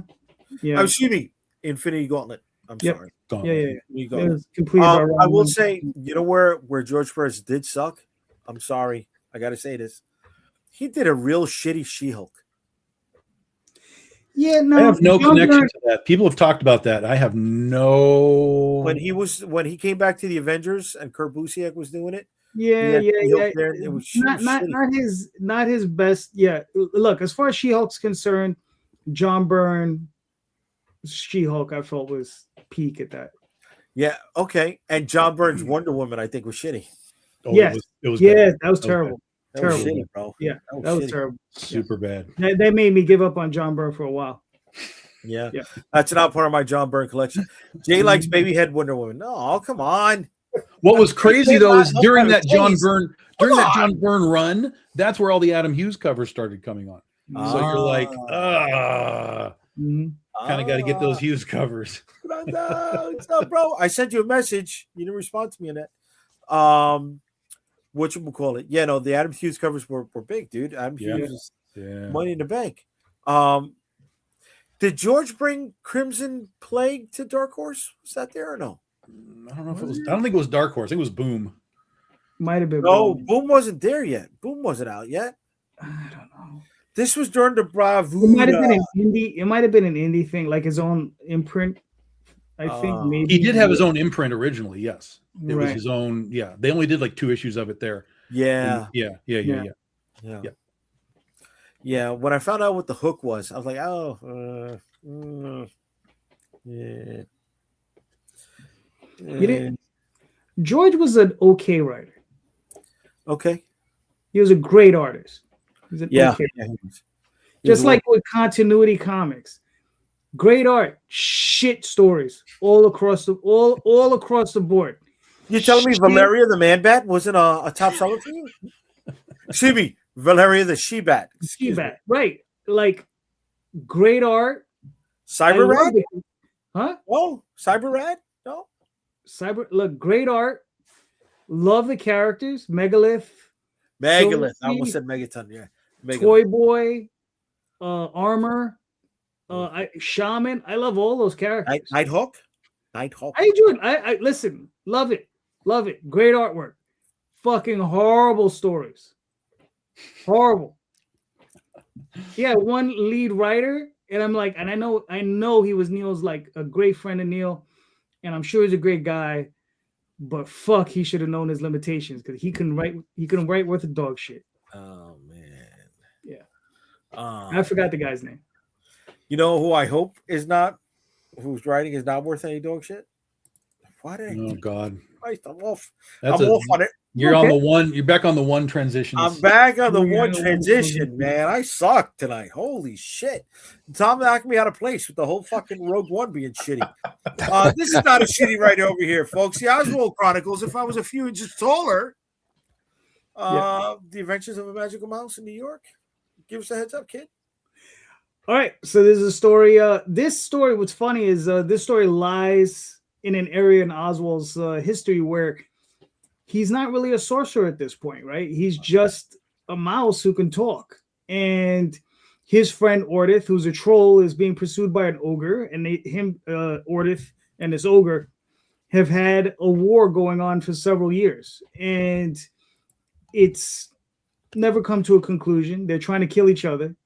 And Oswald's caught in the middle. He's trying to figure out what's going on. And that's what this story is about. Okay. Cool, man. Looks like you funded already. Yeah. We funded it, And this is a trade paperback. It's going to be we think it's going to be 128 pages. The comic portion of the story is a little bit on the thin side, about 64, 65 pages. The rest of it is, this was originally extrapolated from a prose story that I wrote. So I pulled it from that story, reformatted it into a comic script, got it illustrated by Renio Tillis. And what I'm doing is I'm putting in 2 other shorts with it in prose that link from where he goes from passing queens and making homes. Then it goes to this story. Then it goes to another story called We Were Just Passing Through, where he gets introduced to formal magic. And that's the link between it. Kind of like the glue, I guess. Gotcha. Okay. We'll be in that. And if anybody's interested, the link to that is right here in the comments. So you got giant raccoons? No, it's just a regular sized raccoon. Okay. Yeah, it's just a mouse. He's fighting a rat. Okay. So there's the discrepancy. I got it. Right. But that's not the only thing you're working on, Calderon. No, not at all. I got more. He's got more. But wait, there's more. Yep. So this is Rod Espinosa's Adventure Finders. This is volume 1. If you're into like Dungeons and Dragons, if you're into like Lord of the Rings and that sort of fantasy adventure, I would say go check this out. This is Rod. He's been in the community. He's been in comics for a number of years. He primarily worked over at Antarctic Press and Dark Horse. Those are the 2 places. We were talking about Dark Horse. He was over there for a while. And he's currently in the Philippines. He can't do Kickstarters. So I started talking to him. I said, listen, if you want, we can try this out. And this is going to be our first venture, I guess, into publishing for other people. So it's kind of interesting. So look at it launch in your whole pre-launch section here, Mr. Calderon. I like that. Yeah. I like that. Maybe we hope some of our friends who are also in their pre-launch phase of their. I like that there's a logo in the picture. People are listening. Yeah, logo in the picture, and look at logo on the as soon as we open up and the cover and great stuff. I'm liking this. Yep. Nice vivid imagery. Look at that. Ray, what do you think of this pre-launch page, my brother? I think it's pretty good. Maybe you should open up mine and maybe I'll have some stuff on there. Oh, you just got called out. Yeah, I hope to God so. Let's see. Oh, if anybody wants to sign up for the pre-launch page. Yeah, 54 followers. It's pretty good, man. Yeah. When do you launch, JayDee? Probably not for another 30 days. We're trying to get it to at least 100 back of followers. Gotcha. So since I was just called out, let's see. I haven't looked. I clicked on the link when you called him out, but okay. It'd be hilarious if there's just absolutely nothing, even less than last time. It's like the link doesn't even work anymore. Yeah. I'm flying to Canada. I'm flying to Canadian tomorrow. We just have covers now. We're very close I'll take that, brother. We're very close to 130 followers. Elevator pitch. We got 4 friends trying to hunt down a necromancer before she basically puts a curse on their town by sunrise. This is time sensitive. They are not the best suited for the job, but they are the closest to get this job done. We'll see if they survive by the end of issue 3. There you are. That. And when are you going to launch, brother? We're launching on the 16th. I'm going to say this is like the Rogue One of comics, and they're all dead. That's my precognition. Well, a lot of minions are dead in it. You could see cover number 2 there, the Saltera's image. Look at all those dead creatures there. I was going to say deadites, but I don't want to get sued. Yeah, the only thing gonna see that one's glow in the dark there, Jay. Like that. Oh, that would be a great foil, dude. That would be a great foil. The one underneath it is Lava Foil by Fish Lee. Oh, cool. With that, I've got 4 more covers on the go. When you see them, it'll be understandable. I actually showed Tom one briefly, one image. I don't know if he remembers, but who we have? Jenna Stark. We've got Rad Ramos Rodolfo. Who else we got on there? Wait, you're talking about something I've seen that's not on here? Correct. Oh, okay. I remember some of this chat images. When was this? When we spoke via Facebook Messenger, voice to voice. Oh wow. That's a very specific conversation. Back in 1997. I was only 13 then. Oh, I was barely a teenager. Jesus Christ. 1997, I was running a restaurant in Manhattan. All the days. All the days. I'm trying to think of the other artists here. Jenna Stark, I mentioned. Rod Ramos Rodolfo. There's one more. This is going to drive me crazy. We've got Jay Sloan. We've got Fish Lee. We've got Pog's art there. Harv Salteras. Victor Medina. Who's also doing interiors. Mike Mez Phillips. That's the name I'm looking for. He's doing one of the big guy with the red cape there. It's looking really good, or as Tom would say, really nice. It's a gooder. You got to throw in my favorite line, and I'm not meaning to like tangent this, but my favorite line in that movie from that character is when they find out the cat's in the box, just as the old Betty Boop voice actress comes in, and Cousin Eddie gets told to like take Russ into the living room. So he looks over at Russ and he starts pretending to punch him and goes, woo, woo, woo, and then mutters, let's go find your sister. And that's the end of the scene. Like, what a piece of garbage. All right. So if you want to check out the Madcaps, the link is here in the comments. Yes, sir. We're almost at 130 followers. So, I mean, if somebody hasn't followed yet, you're listening. If you're one of those OCD or CDO, which is OCD alphabetized, if you're one of those kind of people. Oh, you get to see it. You don't get to see it. That's the one. There you go. That's the Rod Ramos Rodolfo one. People can play this stream later and pause it and get a very blurry Sasquatch Bigfoot image of it. But yes, thank you. Thank you, Jay. I appreciate you showing off that campaign there. Yeah, brother. And last book we're going to show for tonight is mine. 104 backers, 2,196 bucks. We got 6 days left to go. We're in the final week. Dead Princess Vicky Styx. We are reinterpreting the Frankenstein's monster story here in New York City with a female lead who is the protector of all the creatures that go bump in the night. Vicky Styx is a 24-page full-color book. It's a monster mashing action adventure. And like I said, we are fully funded. We've got another 6 more days to go. So next Friday, the 13th, will be the end date of Vicky Styx. Covered by Larry Toussaint, illustrated by Donnie Hadiwijaya. Yes, I said it correctly. We have already unlocked 2 stretch goals. If you're a returning backer, you get a complimentary holochrome trading card. If you get backed within the first 48 hours, you get a complimentary holochrome trading card.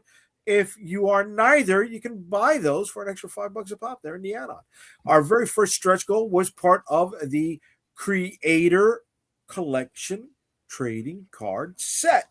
So it was card number 3 to be released. Number 4 is going to be Marvin Wins the Blaine from the Edge. He'll be launching later on this month. And there are 5 more cards to be released after this. All 9 cards, when you get them together, will form a collective image on the back. If you want to grab the cards that have already closed down, just follow the links right over here in the story of the campaign, because there are late pledges going on. So we've already unlocked stretch goal number 2. We're about to unlock stretch goal number 3. Here's 4 or 5. Here's a couple of preview pages from Donnie. Then we get to tell you what Vicky is all about. Here's our creative team. We have unlocked the first backer goal, which is a 2.5-inch sticker of Eyebrow the Demon. We're really close. Well, we're 21 backers away from unlocking stretch goal number 2. For anybody who's interested, this is our digital catalog. It's a great value. So you're paying about $70 for all of these, which would came out to 90 something. So you're saving 20 something bucks. You can add our trading card set to the campaign if you want. And then we still have our blood red foil stamped variants available, but not many. We have a holochrome trading, our holochrome covers available. And then here's the 0 issue. We also have some sketch covers available as well, one of a kinds.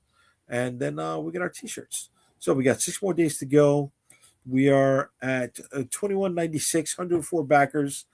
Jump on board, ladies and gentlemen. And I will put the link in the comments as well. So everything that has shown up tonight is in the comment section of the stream. I hope you check them out, folks. Let's see what they're saying in the comments, because I missed a little bit for the last few minutes. We did this about 10 minutes. Let's see what some of the folks have said before we get on out of here. What you will call it? So, Screaming Space Skull Studios says that they're putting the soundtrack together for a comic book that they're working on, Moonlight Galactica. All right. Great gowns, beautiful gowns. I don't know what that was from. Oh, that was from Rod's book. Excuse me.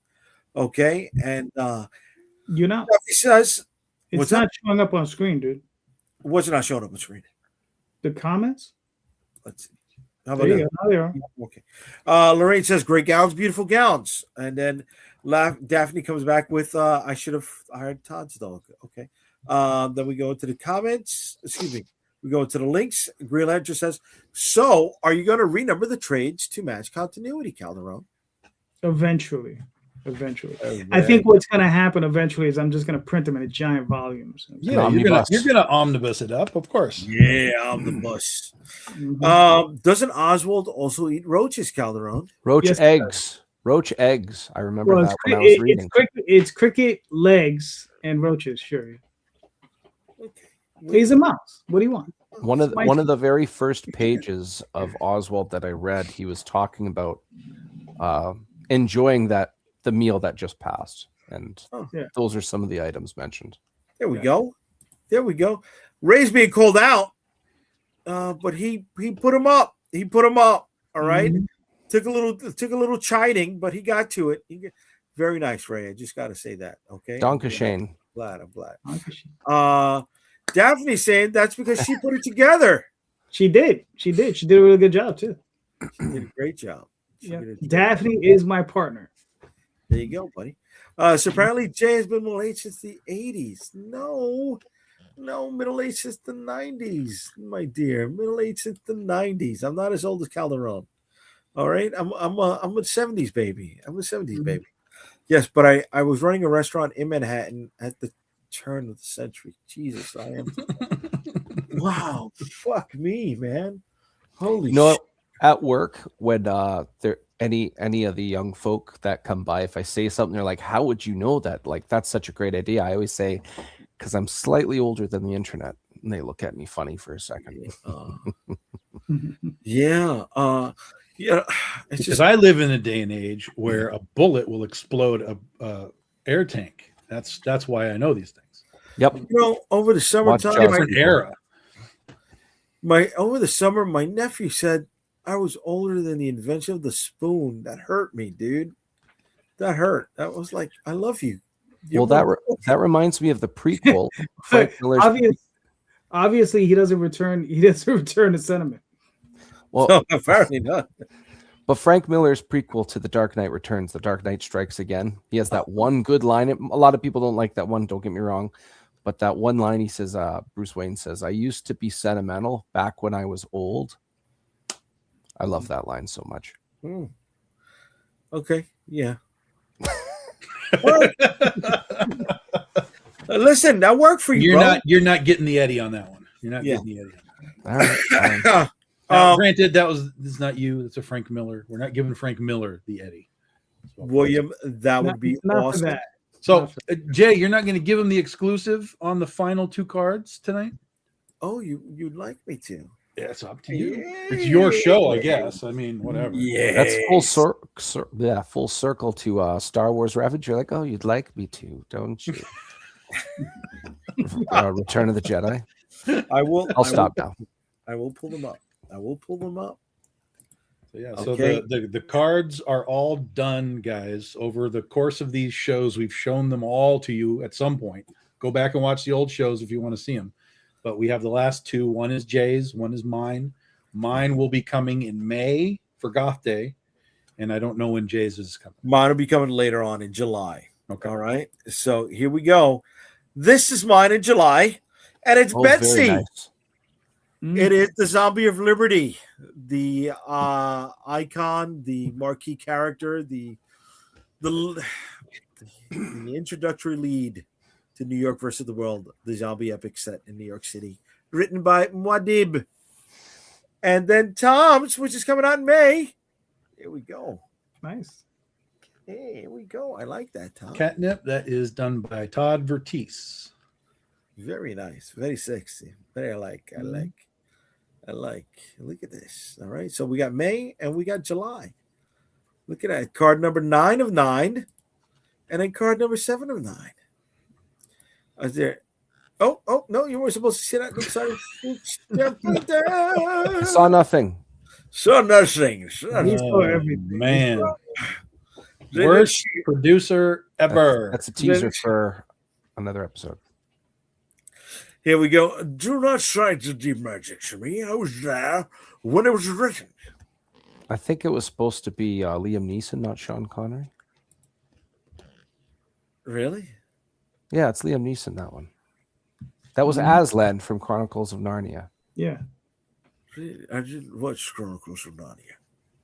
That's supposed to be by Sean Connery. The quote is from Chronicles of Narnia. Oh, the quotes from Chronicles of Narnia. And from Aslan, who was played by Liam Neeson, who was also in Krull. Yes, bringing it back to Krull, baby. Yeah. And Robbie Coltrane was in Krull. Hagrid. Who else was in Krull? The bald guy from Star Trek. Picard. Voyager. He was the lead. The medical doctor. The medical doctor. Robert Picardo. No, not Robert Kirk. Sorry. No. There was he was from the Next Generation. Then I'm sorry. Oh, Next Generation. Well, that's a different world. That's Patrick Stewart. No. There was another bold guy. Barkley. They called him Broccoli. They called him Broccoli, maybe. No, that's the dude from the A Team. That's the dude from the A Team. Barkley was in the A Team. Oh no. Okay, hold on a second. What are you cross-pollinating now, Jay? Oh, I'm looking it up. There's no bald lead in Next Generation besides Picard. Oh, he was a doctor. Ken Marshall the played doctor in Voyager. See, I was right the first time. He's a hologram. No, Voyager is Robert Picardo. Isn't that the guy sorry. He was a Deep Space Nine. Deep Space Nine. Okay. Michael Mr. Sisko. I told you were cross-pollinating. I was cross-pollinating. Mm-hmm. I hit the one on the right. I hit the one on the left. I hit the one in the middle. But the doctor but that's Bashir. Bashir was Deep Space Nine. Bro, they're showing it right here. Look. Here but Bashir was the doctor. Yeah, no, I remember. Yes. So what the hell are you talking about? Excuse me, Lieutenant Commander Michael Eddington. I'm sorry. Who?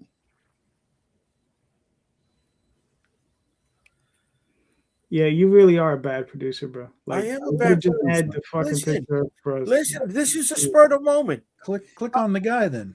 I'm Yeah. 2 whiskeys in. Don't do this. You to me. sure? It sounds like you're 50 whiskeys in. Oh man, I had a long day. You know what I'm saying? Here we go. This is the guy, Ken Marshall. Is Okay. who? Who did he Ken play? Marshall. He's from New York, born in 1950. Get out of Yeah, here. but who is he in Star Trek? I don't know who this guy is. Like, what kind of makeup did he wear? Here we go. He doesn't Michael look like- Eddington, Lieutenant Commander Michael Eddington in Deep Space Nine. That doesn't mean he's a lead. He's You a said he was a registered- lead. Probably just some random ass character they brought in. Look, from 1994 to 1997, he appeared in 9 episodes. Okay. Okay. 9 Oh, episodes is twice not a a year, lead. basically. Yeah, not Right. a lead. Definitely not a lead. Here we go. That's him. The most That's it. random dude. Right. Well, he's definitely not Starfleet, and he's not in uniform. Mm-hmm. Because you get a bald guy, that's Picard. You get a bald guy, that's Avery Brooks. You get a bald guy, that's Picardo. That's not Avery Brooks. That's a man called Hawk. Address him by his real name. And then after Voyager, they went to Enterprise and they didn't have a bald guy, and they only lasted 3 seasons. So You need a bald guy. You need a bald guy in Star Trek. You need a bald You got to have a bald guy. You need a bald guy. Well, I don't know. I really like was it Strange New Worlds? And that guy got a really good head of hair. Yeah, but he ends up all fucked up. Oh, yeah, that's true. He loses it all later. That's true. Yeah. It's an origin story. But that's also ending at 5 seasons. It's not getting 7 like these other episodes. You know, No, yeah. Well, the bald gets you 7 episodes is the point, Baldness gets you 7 episodes. Yeah. or 7 seasons. I mean, 7 seasons. Here we go. Patrick Stewart was busy in Excalibur. That's right. That's right. Yes. That's right. Yeah. Yes, he was. Oh, and that's where what's her name got naked. That she's old now. What's her name? They're all old now, Jay. If they were young in the 80s, they're old Yeah, now. just like you. But she was naked. What's her name? What's his name? JD, even Oh my videos God. just Who is Morgana? Who is Morgana in Excalibur? I don't know. Oh my God! Jeez, I don't yo, know that dude, movie. I'm I don't done know that today. movie. I'm really done today. I'm sorry. Is the actor going to be from another series altogether? Yes, apparently he was. Yes. somebody who is bald. Joe Just Pesci be after glad Jay's not Blowtorch in only Home putting up Alone. his OnlyFans.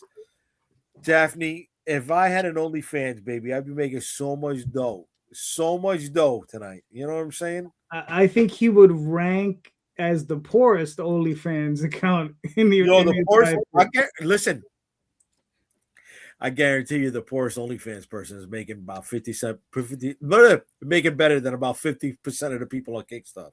So let's, come on. Well, the poorest ones I don't apparently they think just so. like close up. It's not like everybody is like making money. I've like, what was it? It's like the highest of the highs is like millions of dollars, and apparently like the lowest of the lows get like maybe 2 views every like month or something. They end up just shutting down the account. Interesting stuff. So Yeah, there was something I saw one time where they talked about like the average user is barely making more than they would make like a job. In some cases, less. Yeah, and that's what I'm saying. But I'm just saying, The like the average, average, yeah. Somewhere in the average, you're basically making what you would make at your typical job, not like a doctor or something, but just like a job. Now, granted, it's a different kind of job. Maybe you're not making Big Macs or whatever, but that's still like You're making out with Big Macs. It's different. You know what? Yeah, We're not making Big Macs, but I'm making Big Vicky's. Way to go, bootlegger. Thanks for joining, baby. All right. Here we go. Bootleg Helen Mirren. That's right, bootlegger. Yes. Helen Mirren got naked in Excalibur. She was. I remember that. Everybody goes quiet for a minute. Yes. well, Helen Mirren was Still a talking. fucking smoke show. when she Yeah. was- yeah. Uh-huh. And she's aged really well over the years too. She Like, really she's had like fine wine. amazing. You know what? She, in my opinion, in Excalibur, she had the perfect Boris Vallejo, Frank Frazetta female body. You know what I mean? It was money, baby. No, we don't know what you mean, Jay. Explain it some What do more. you mean? What do you mean? I Very didn't mean. nice. You want me to go into this great detail? Because, anyways, here we go. Glenn. Oh my God, Lorraine, leave us. Glenda went to sleep, Lorraine. Glenda went to sleep. She's not watching now. She's not watching at all, love. You know what I mean? She went to bed. Oh, shh. Hi, baby. Do you want me to make you hot chocolate or something? I'm almost done. So tell me about Helen Mirren, Jay. It's a lot. I'll make you something about no clothes. Mr. Jones had a package. All you see is Jay just talk and then just like, ah. You're not done before? At least the ratings on the show would go up. I'm sorry. Yes. Okay. Here we go. It's the same as every place else. Only 1% make all of the money. Liam Neeson was Excalibur. Wasn't Excalibur's Gawain? Oh. Yeah. And he also dated Helen Mirren at that time. Get out of here. Really? I'll never forget a great wreck. It's one man bootlegger. Yes. What is happening right now? Seriously, please, just stop it. What are you talking about? You let my Russian accent. Your Russian accent is trash. Your English accent's even worse. Never that. I don't know about your American either. Seriously, that's bullshit. What about Julie Andrews show? I didn't know Julie Andrews showed her boobies. Way to go, girl. Yep. Sleep is how she survives. You, yes, it is. Hi, Chris. Grande guys. I'm an artist on one of the bootlegger books. Oh, way to be. Okay. Oh, snap, Carlos. All right. Give me 1 second, guys, before I get back. I gotta check something at the door. Hold on. I'll be right back. Go ahead. This thing. The mic on by accident. All you hear is like, ow, ow, ow. It'd be more exciting to hear ping badoosh. Ping badoosh. Yep, that's it. Oh, so what else, fellas? What's exciting I was looking to see if I had anything else for show and tell, but I don't. Do you guys have A&W in your side of the we used world? to. I don't know if it still exists now. I don't know if still. It's all over Canada. So. All over. Yeah, that used to be a big thing. They used to have actual restaurants and stuff here. The bear with the A&W drive-ins and stuff. Yeah. No. Yeah, it's still a thing here. Canada's like still in the like 2, something like that. I'd say like a 93, 94. Oh, okay. Yeah. All right. Moved up a little bit. Yeah. So DM, when is your campaign on the 16th? April 16th we launch. Oh, it's on a Thursday. Okay. We got a bit. I'm trying to hit the best ever for followers pre or post launch. For me and followers is 148. Mm-hmm. In pre-launch, I've gotten as high as 112 leading up to this. I'm almost at 130 now. I'm trying to see if I can get pre-launch to be like best ever. That's my goal. Gotcha. So we'll see. It's close. I think I can do it. Mm-hmm. You can do it.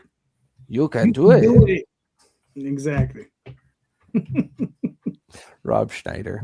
There you go. Oh. What the hell did Jay go? I don't know. Like without Jay, would have anybody to goof on? I know, right? It's like Elaine and George when Jerry leaves. Yeah. Yeah. Have you ever seen him throw up? We've already talked about that. We've run out of stuff. What do we do? Yeah. What are we gonna do? I mean, we can't even talk about Laser Blast. He's not here. Well, we can. We could share that image. There you go. That image of Jay photoshopped on top is gold. Oh, he has to pull it up. That's the unfortunate thing about it. He only showed it for a second. If he's not listening, somebody could ask to share a couple of images and then put that in like the third slide, if you will. Listen, I was surprised he even pulled it up. I was surprised this was sitting in a box. Like I had there was no meant to be, obviously. Yeah, there was like no preconceived like, oh, I'm going to see if they have Laser Blast. Like I didn't even know that, like because I've looked for the Blu-ray and there's different versions of the Blu-ray and there's different versions of this too with all kinds of different packages, like different covers or whatever. But this is the only one with the alien guy. All the other covers are really just fucking wackadoo, bizarre shit on it. So the fact that it was the alien guy is even better because that's really, for those of you that don't know, that's really all that's good about this movie is like the first like 10 minutes and then like the last like 10 minutes is it has the alien guys in it and they're in sort of the middle too somewhere, but basically watch the first 10. It's like a porno. Watch the beginning, fast forward, watch the end. You've seen all you need to see. Pretty much. Good Yeah. times. Yeah. Yeah, I think But I tried to very... get the rights to this. I talked to Full Moon. I tried to get the rights for it to do comics for it, and they had their ways. We'll say that they had their ways, and it's a difficult trail to walk. So at this stage, I don't have them. But who knows? Because they're coming up on 50 years. Like just a couple more years, it's 50 years this thing is. And if they have nothing planned, like what the hell, man? Let somebody else do something, you know, or just listen, Full Moon, just sell it to me. Just sell me the IP. Right? You're not doing anything with it. What do? You sell 2 DVDs out of your warehouse every year. Like just give it to me. I'll take it. There you go. We'll figure it out. I'll back you play, kid. I'll back you play. We'll figure it out. Before we get out of here. And then we also need to get Jay Megaforce. Yes. You need to get Jay the Megaforce license. I'm with that. All right. Here we go. Let's read off the last of these comments here before we close up. I don't know where I left my glasses, so my eyesight is shot right now. We figured your wife smacked them off your face. No. Negative. I thought you said nag. Right. The nag and negative. You get A&W at Arby's. I like the A&W. I did.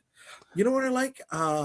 Arby's though, man. I'm sorry. Like if in a bind, it'll get the job done. But I had Arby's today.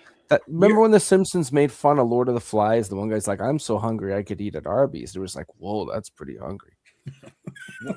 But right now, I'll tell you right now, they have their fish. Their fish comes through February and March. Fish at Arby's. It's really good. Here in New York, in Brooklyn, as a matter of fact, we have 2 great roast beef places. If you ever come down, Roland Roasters. It is a time capsule of everything 1970s, down to the brown and yellow fixtures motif in the restaurant. Cool. And then we have a tavern called Brennan and Cars, which they are famous for their dip or double dip. So you can get your roast beef sandwich with the au jus on the side, or you can get it ladled over the top of your burger, or you can get the whole sandwich dipped right into the double dip into the au jus, and it's just a big soggy mess. Is it called the Costanza? No, it's not. Jay's going full French with au jus. You like the French? That's the French. That is no. Just pull up the fucking people speaking on the side. Jesus Christ. I would pull them up and I would speak to you all in this. I'm waiting for the kissing sound effects to come out. I can do the pop for me. Do it right. I can. Voila! That's French though. I gotta disclaim that. I'm not even French Canadian French, but they're around. You are French, Jason. That's why you are next to me. No, he understood you because you all understand asshole. This is clearly 3 whiskeys. This is 3 whiskeys. I learned my French from Beauty and the Beast. Luminaire. Here we go. We still have A&W in California. A&Dubs. That was like French Schwarzenegger right there. He's cross-pollinating again. Je m'appelle Arnold. All right. You still have A&W fast food. That's a comic book title right there. Je m'appelle Arnold. That's a comic book title. I just like when he was Russian in Red Heat. That's a real title. I read. Oh my god. Yeah. What was he? Was he? He was a mob enforcer in Raw Deal, right? But I just wish he played Colossus once. I thought he would have done a good job as Colossus, but that's like 7 different tangents there. Yeah. Here we go. The Nostradamus effect is live on Fun My Comic. Way to be, brother. Did we ever answer the question for that guy? Which one? The show question. Yeah, because he got so upset last time. Yeah. I want to make sure we answered the question. If anybody's not up and up on it, so in the comments for last week's episode, somebody who watched said that we didn't answer the show question until an hour and 10 minutes into it. I thank the person for watching it that long. Thank you. I appreciate it. Thank you for the view you gave me and helping out whoever wanted to know the answer when, cut through the fat. Because like we do almost every Friday, we're here to, we're talking smack. We're jaw jacking with each other. We're having a good time. The plan is moving forward. Every episode, we answer the question 1 minute later than the previous episode. Yes. Until you get to that episode where you're on the final minute and everybody's just like, yes, no, yes. And we're out, guys. Good. Here we go. Did Glenda apply the chancleta load of Jay? Yes, she knocked me a good one, brother. When an obsessed academic unearths an arcane relic and performs a forgotten ritual, she awakens an ancient eel. Oh, that's your book, bootlegger. Okay, well, dude, we'll get you on, bro. Or we'll get you on Sunday with Calderon. Right? He's booked for the next few weeks, but we'll open you up, brother. Next few weeks. Yeah, man. Come on. Listen, if you're cool with Granda, you're cool with me, baby.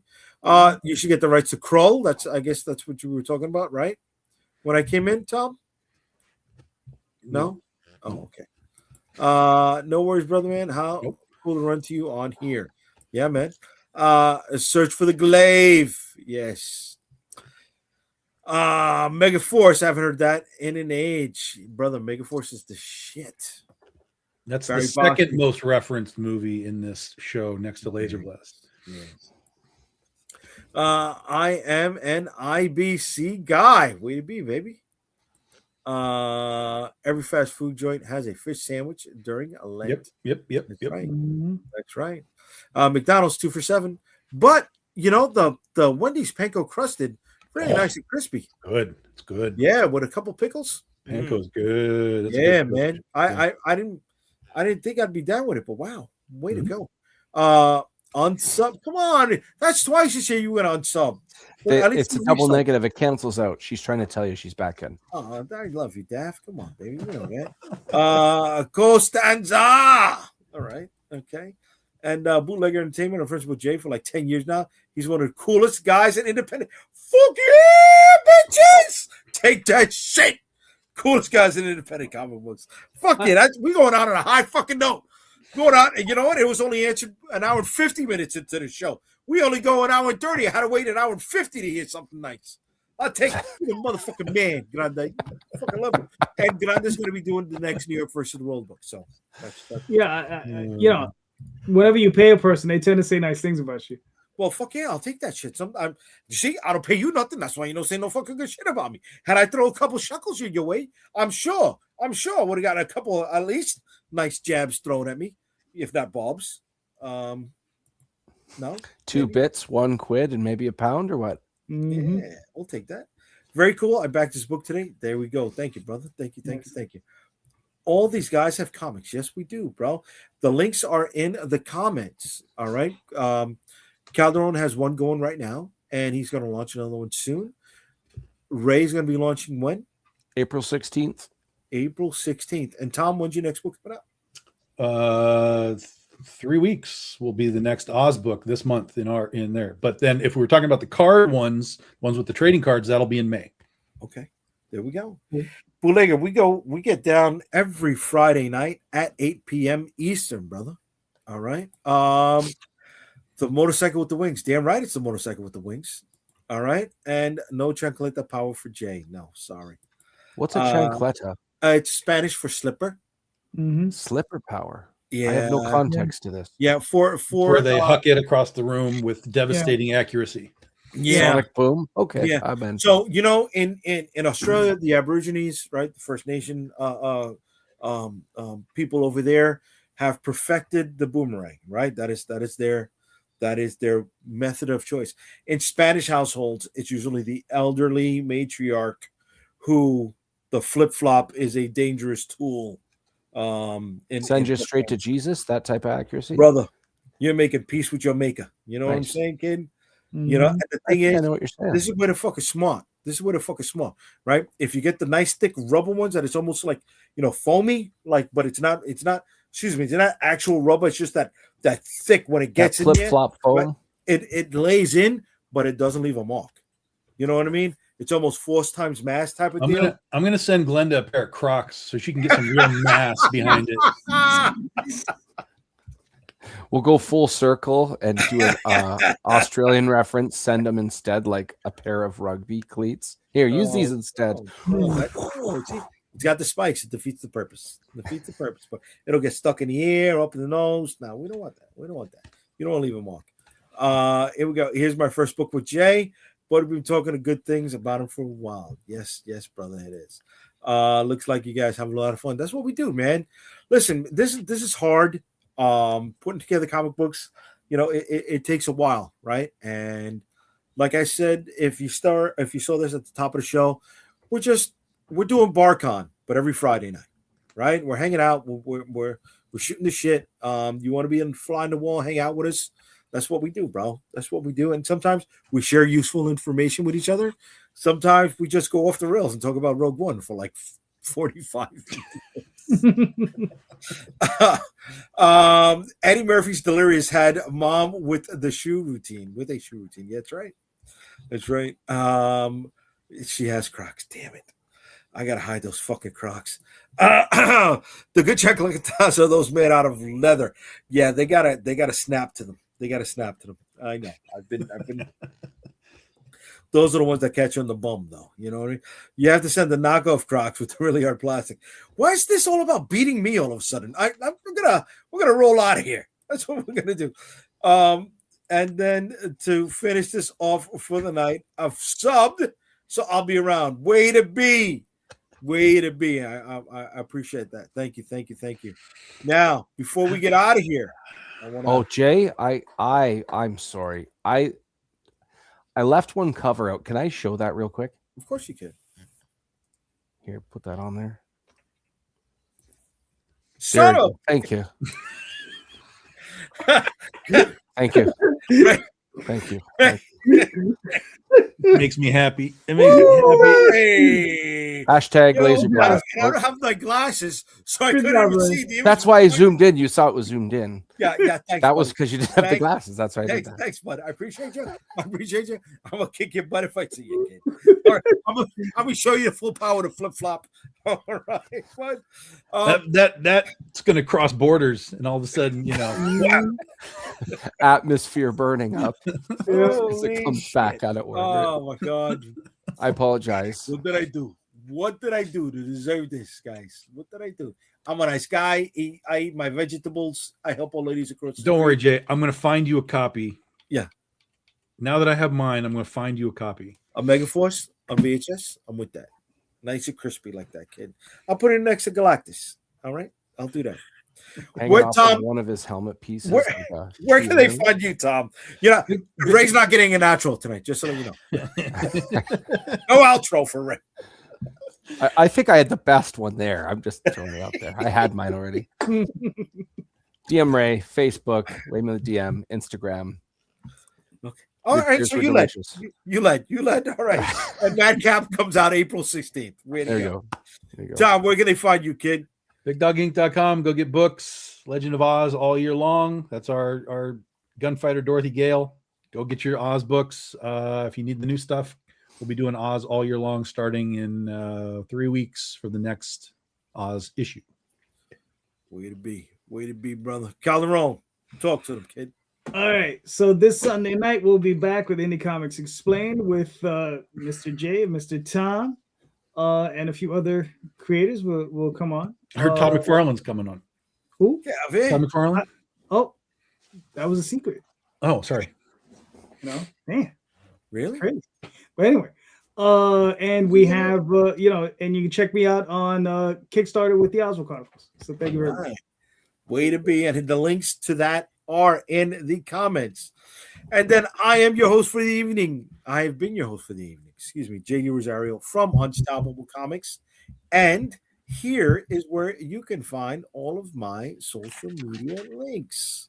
You can find me on Substack, Threads, Blue Sky, TikTok, Unstoppable Comics, Instagram, Jay the Unstoppable or Unstoppable Comics, Facebook, Unstoppable Comics, Twitter, JayDee Rosario or Unstoppable Com, and YouTube, Comic Book Streamland, and Jay the Unstoppable. Thank you, everybody. I hope you had a good time with us tonight. We ran a little bit later, but we were having a good time. So I appreciate you staying until the end.